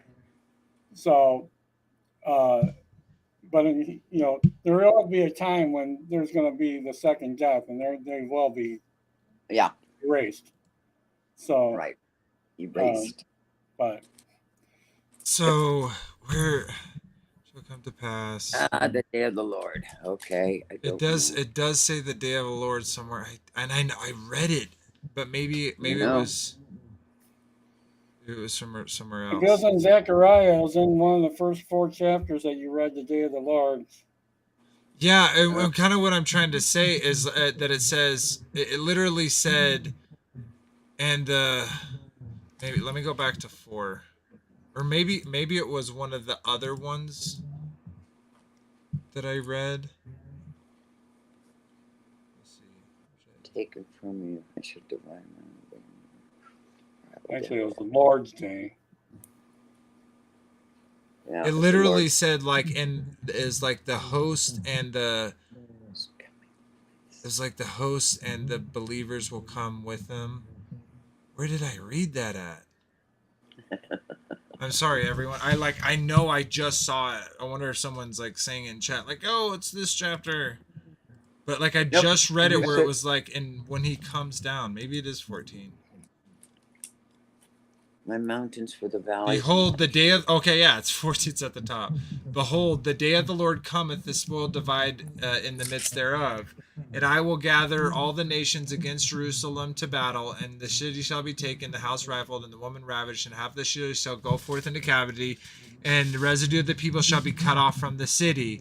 Then shall the Lord go forth and fight against those nations, as when he fought in the day of battle, and his feet shall stand in the land thereon.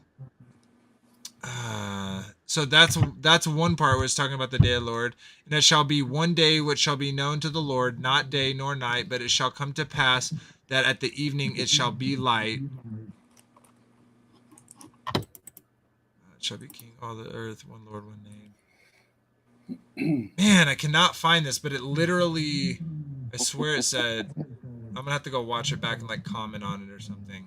Oh, but real quick, this since we're here, this same language of is from prophecy 2, right? This whole that their eyes will rot out in their sockets, Yeah. their flesh, their tongues will consume away in their mouths.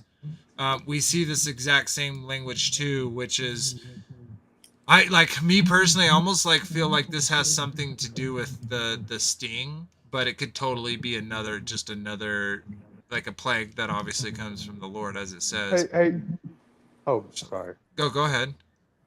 Oh no, I was just saying, down on verse 8, it reads, "In that day, living waters will flow out of Jerusalem, Yep. half of them towards the eastern sea." And just, this is, for me, another area that very much puts it in the first century because, I mean, Yeshua was giving people living waters to drink when he was there in his ministry. And it wasn't like literal living waters. It was spiritual water. It was thirst for it was water. It was spiritual water that was quenching people's spiritual thirst and hunger. And so it just seems like, if this is future, what would that mean? What does that mean? Living waters will. So as we were come, reading, oh, sorry, go ahead. The living water is going to come from under the throne of the New Jerusalem, and it is going to replenish and make new the earth. It's the living water that is going to replenish the old for the 1,000 years, and it comes from under the throne room. And we actually read we read about, remember when it was talking about gosh, man, let me find Dig it. deep. Yeah, I'm trying. I just I cannot find what I'm looking for. Behold, engrave. Anyway, so I agree with Marcia. I think we read where it literally talked about the angel of fire and the angel that gosh, what did it say? It said the angel of something and the angel of fire, and then talking about the day of Lord where it's not going to be flooded this time. It's going to be destroyed by fire, and then all the earth is then therefore it's basically being cleaned. It's like he's cleaning the whole earth, and then that water that comes under the throne, that is the river of the waters of life, will flow to the east and flow to the west, and it will restore all the earth. That's how it physically happens. Right, that's how it physically happens. Even though we've read where the people are cleaning up the earth too, using burning weapons for heat, and it's just really weird. But that the water will flow from underneath the throne because all the water will have been destroyed on the earth during the day of the Lord. Yeah, because the whole seas, right, all turn to blood. Yep. They're all like the blood of that of a dead man. Yep. So yeah, it has to be restored. Gosh, I really want to. I'm thinking that maybe when we were looking here, let me do it this. When we were looking at those other verses. Oh, and Jeremiah and that. Yeah, when we were talking about. I still don't know. Yeah, it was. So Isaiah 4, it says, "In that day shall be the branch of the Lord be beautiful and glorious, and the fruit of the earth shall be excellent and comely for them that are escaped of Israel. And it shall come to pass." Oh, let me pull it up on their screen for y'all. Reading this again. "And it shall come to pass that he that is left in Zion and he that remaineth in Jerusalem shall be called holy, every one of them that is written among the living in Jerusalem.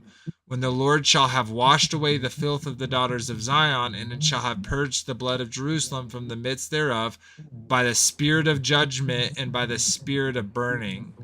And the Lord will create upon every dwelling place of the mountain Zion, and upon her assemblies, a cloud and smoke by day, and a shining of a flame by fire by night. From upon all the glory shall be a defense, and there shall be tabernacles for a shadow in the daytime of the heat." So, like, to me, in the burning spirit of, or the spirit of burning, gives more of that kind of language. That's what I was trying to. That was one of the things I was trying to find. Maybe it was in this other one, Jeremiah 23. Now, going back to 13:9, it says, "And I will bring a third part through the fire, and will refine them as silver is refined. They will call on my name, and I will hear." Now, wasn't it just before it that was talking about the 2/3 being cut, who's killed, and No, yeah, no, I think what you're saying is perfect because so this is my personal belief. So this is the day of the Lord. All the Okay. people that come to battle Jerusalem, they're defeated, they're destroyed. Right. But There's the blood. two thirds of them are utterly wiped out. One third Gotcha. of them is the Leftovers. the mortal survivors of the day of the Lord. And Right. he's saying these people, this third, during his 1,000-year reign, he is going to refine them like silver. He's going to try them like gold, right?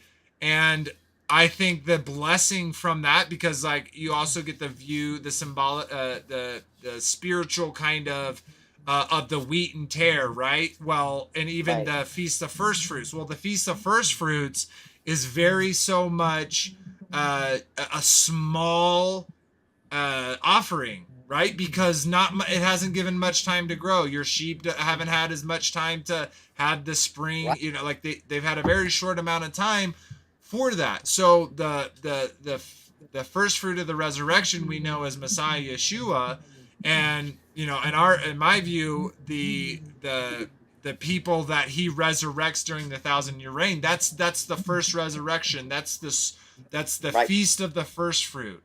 And then if we look to down the line, right, to tabernacles, right, which is a bigger giving, right? You've had all the rest of spring, the rest of summer, and a part of fall to prepare that feast, right? And that's usually when you bring in the wheat, and that's when it's like your barns are overflowing because there's so much to it. And so that same offering, he would expect you to bring more. Where even so, he says, you know, for the Feast of Tabernacle, let no man come empty handed. You need to bring something because he knows you've had the time to get that abundance from the earth from the time between the Feast of First Fruits to the time of the second harvest. And so I think we're that tried by fire. I think that third group is then going to go on to become many nations, which are also going to be heathen nations, where we see that if they aren't coming up during that 1,000 years to celebrate the Feast of Tabernacles, they're going to get rain. And if they still don't come, well, then they're going to get this another plague where their eyes are going to rot out on their sockets, their tongues in their mouths, and their bodies from their body, their skin from their bodies. So that's my personal opinion. Okay, so weren't they, if they don't come to the feast, weren't they to be just killed? Or do you think they're no? I don't know why I'm thinking that right now. Well, something that said even about Sabbath. If they don't, where was it? I don't think it was Sabbath. I think it was the Feast of Tabernacles. But I'm not. That you're just outright killed. Yeah. Sweet. Well, let's. I just got a couple. Like we've come to the kind of the end slot. We're already past our 2 hours, but I did want to cover just a couple things my wife sent me, because she does go out of her way to help me. So I want to spend the time to show her the stuff she's sending me. I actually got a copyright strike from something on the last video. Really? Yeah, not a strike. I shouldn't say that. I got a copyright violation where it makes my video restricted in certain areas. I need to go look more into it. I just saw it actually when we were at dinner. I was like trying to change the time to 7:30 or 7:15. But I couldn't do it. But that's when I saw that I had some type of. Sean had a issue. Violation, and it just went stream off. Boom. Yeah, like I saw that when he was doing the answers in Genesis. The Kent Ham, or am I saying that wrong? Yeah. Kent Ham and Bill Lie, the science lie. I mean. Yeah. That one. Apparently, Answers in Genesis has got a copyright on theirs, on their On Yeah, their he wouldn't video have too? Huh? You're saying Answers in Genesis has a copyright strike on their video too? Well, no, I'm saying that Sean experienced a copyright strike, and so the Answers in Genesis group with the art thing with Bill Nye the Lion Guy must have had theirs copyrighted. Wow. So Was it a copyright strike or just a YouTube strike? Well, Or they shut his stream off. So they basically said, hey, if you keep playing this, you're going to get a copyright strike. That's why he stopped doing it. yeah. He would have I got thought- in What made trouble yours for go that. off? What made yours go off? Just Grabblers. Yeah, let's see. I'll post about Gotcha. it later. Like, in maybe I'll did it tell get- y'all in chat later. Gotcha. But let me pull these up from my waifu, the Mrs. Vader, the beautiful one and only. Okay, she shared three things. Behind every great Darth Vader, there's a Princess Amidala. So I've been totally like, it's totally been on my heart to write Big Bear, and I like so many times of like was about to start it and I was like nah, but that kind of just reminds me of something I really want to share with him. So maybe we'll have to do that. But here, let's pull this up. So this is from Graham Allen. Hopefully he's not the one that's doing it. It says Pleasant Grove High School in Elk Grove, California, held an assembly where teens performed a drag show. Okay, I'm not watching that. I know, babe, that you did. I don't want to play this on stream. It's depraved behavior. But I did see something really interesting. I don't know if y'all saw this, where they're trying to separate the LGB from the rest of it.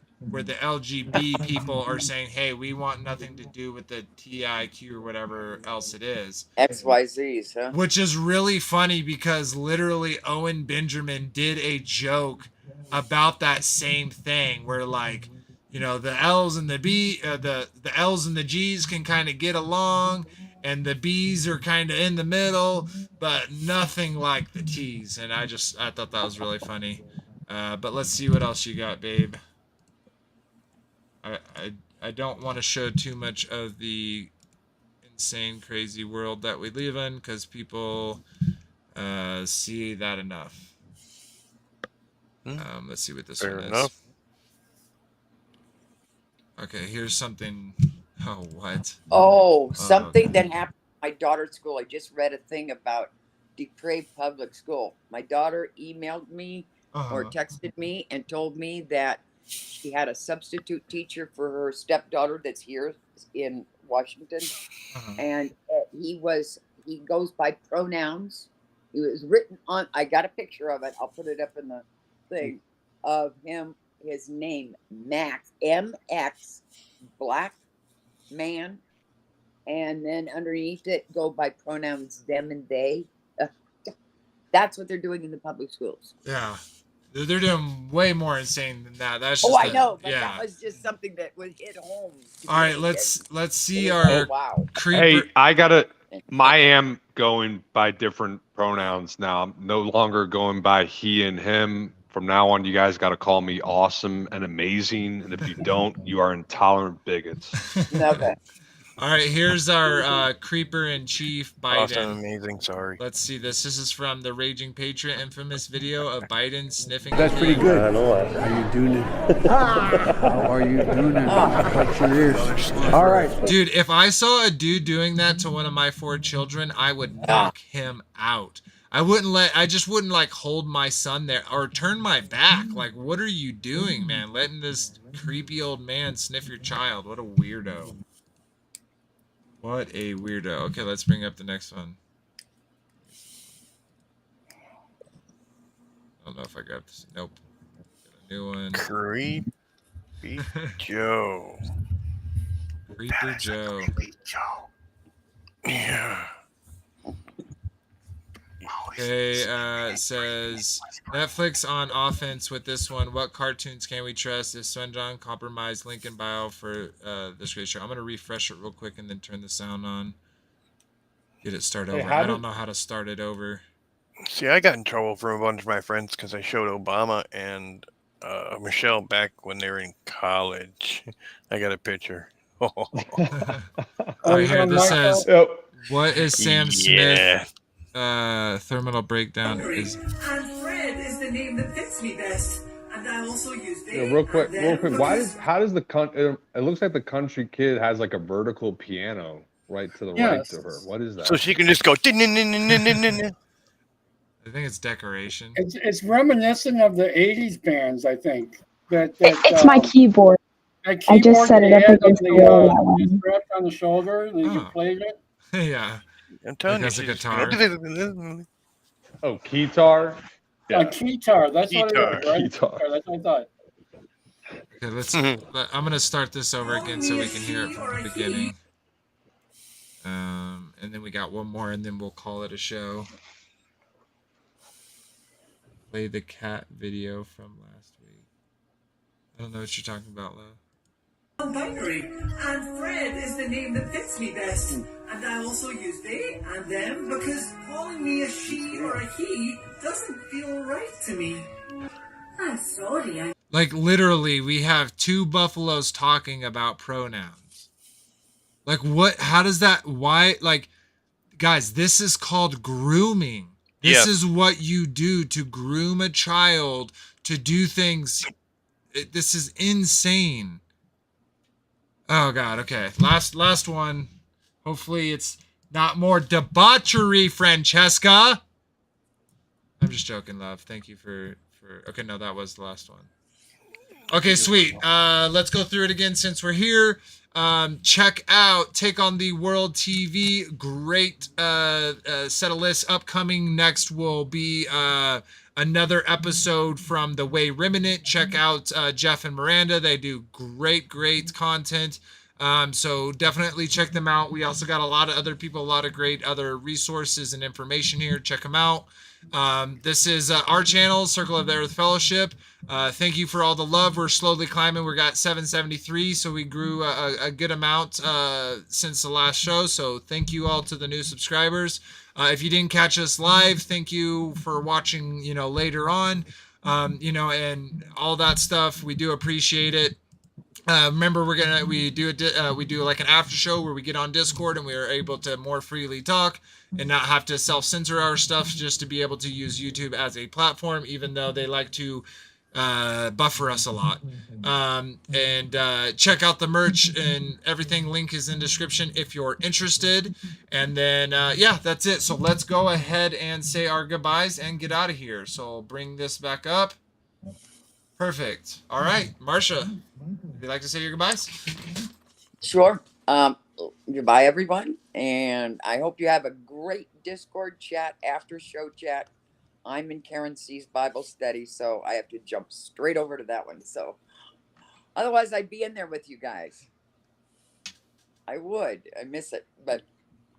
Yep, some other time. It's okay. We understand, and of course, you have a desire to learn and fellowship. Yeah. So. Yep. That's awesome. So, well, sweet. Thank you for being here as always, Marcia. We'll go down the line. Robert. Well, Shabbat Shalom, everybody. Everyone have a great weekend. I'm looking forward to some more warmer weather coming. Yeah, indeed. Our snow is finally melting. And guys, we had a lot of it. I don't know if y'all saw that episode where I showed it, but like literally the snow was past the door handle on our van and our SUV. So it was insane. But yep, thanks, Robert. Let's go down to our lovely sister Maggie. Say your goodbyes. Can't hear you. You're muted. You're muted. Exactly. Shabbat Shalom. Shabbat Shalom indeed. Being here. And that gravy with the spotted, that comparison with the spotted sheep. And the white sheep and the spotted horse. And it's I think there's some more gravy there for sure. All right, we'll jump over to BV. BV, say your goodbye, sir. Hey, you guys all have a good night. Had a good time. Thank you for having me. Yeah, absolutely. And last, and even though he joined last, not least, we got Nick Infinite. If you'd like to say your goodbyes. Thank you so much, Vader. Just wanted to say real quick, I I was at a church service tonight, and it was a ton of worship, and the prayer team was just laying hands on people, and I could just feel like all sorts of healing and deliverance going on. I think I've had some with my lower back, and I'm pretty sure it got healed this week. So all that to say, Yeshua still heals, and he's got everything you could possibly need. All you got to do is ask, and that's it. Shabbat shalom. Love you all. Indeed. All right, Nice everybody. to show yourself, Nick. Yeah, Nice. come around I like more. it. Tell Frankie to get his butt back on here when he Thank you, Chad. changes up his shift if possible. But all right, everybody, thank you so much. Thank you for all the new love, all the subscribers, the likes, the sharing, the comments. They literally help us feed Al Gore's rhythm, and that allows YouTube to show us to more people. And so when you comment, there's engagement. YouTube sees that as a number. They say, hey, more people that watch similar content, check them out. So any of that really helps as we progress. I don't know if this is 100% fact, but my wife really wants to give away a Sefer Bible for the 1,000 years.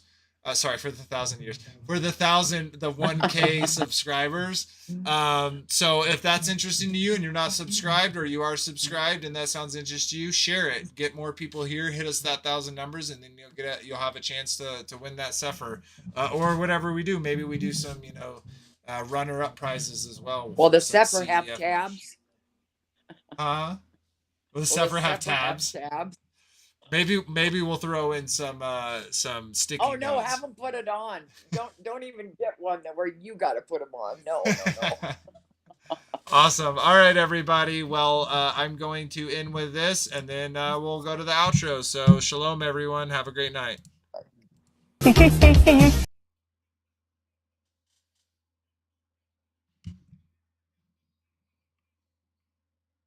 One more time for everyone.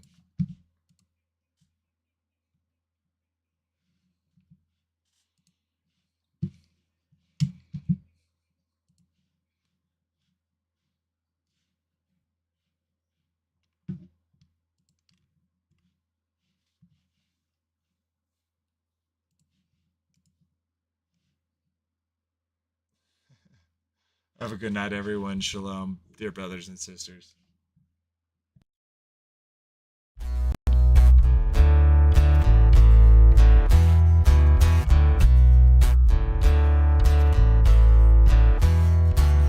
It's your glory, conceal the mystery. You give us the honor to search a matter out. You raise up a standard to beat back our enemy. You establish this realm, and like a scroll you spread it out.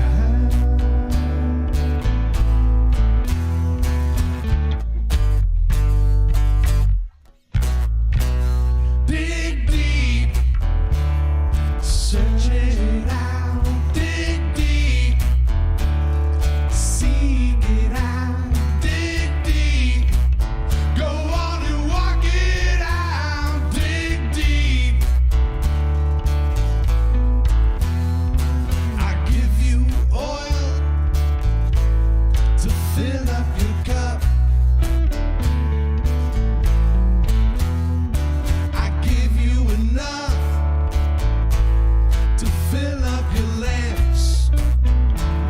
Yeah, you keep them trimmed, you keep them neat, you keep on worshiping and praising till you're at his feet.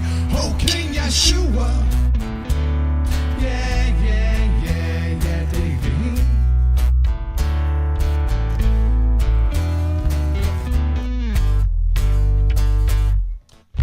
Yeah, dig deep, search it out. Dig deep, seek it out. Dig deep, go on and walk it out. Dig deep,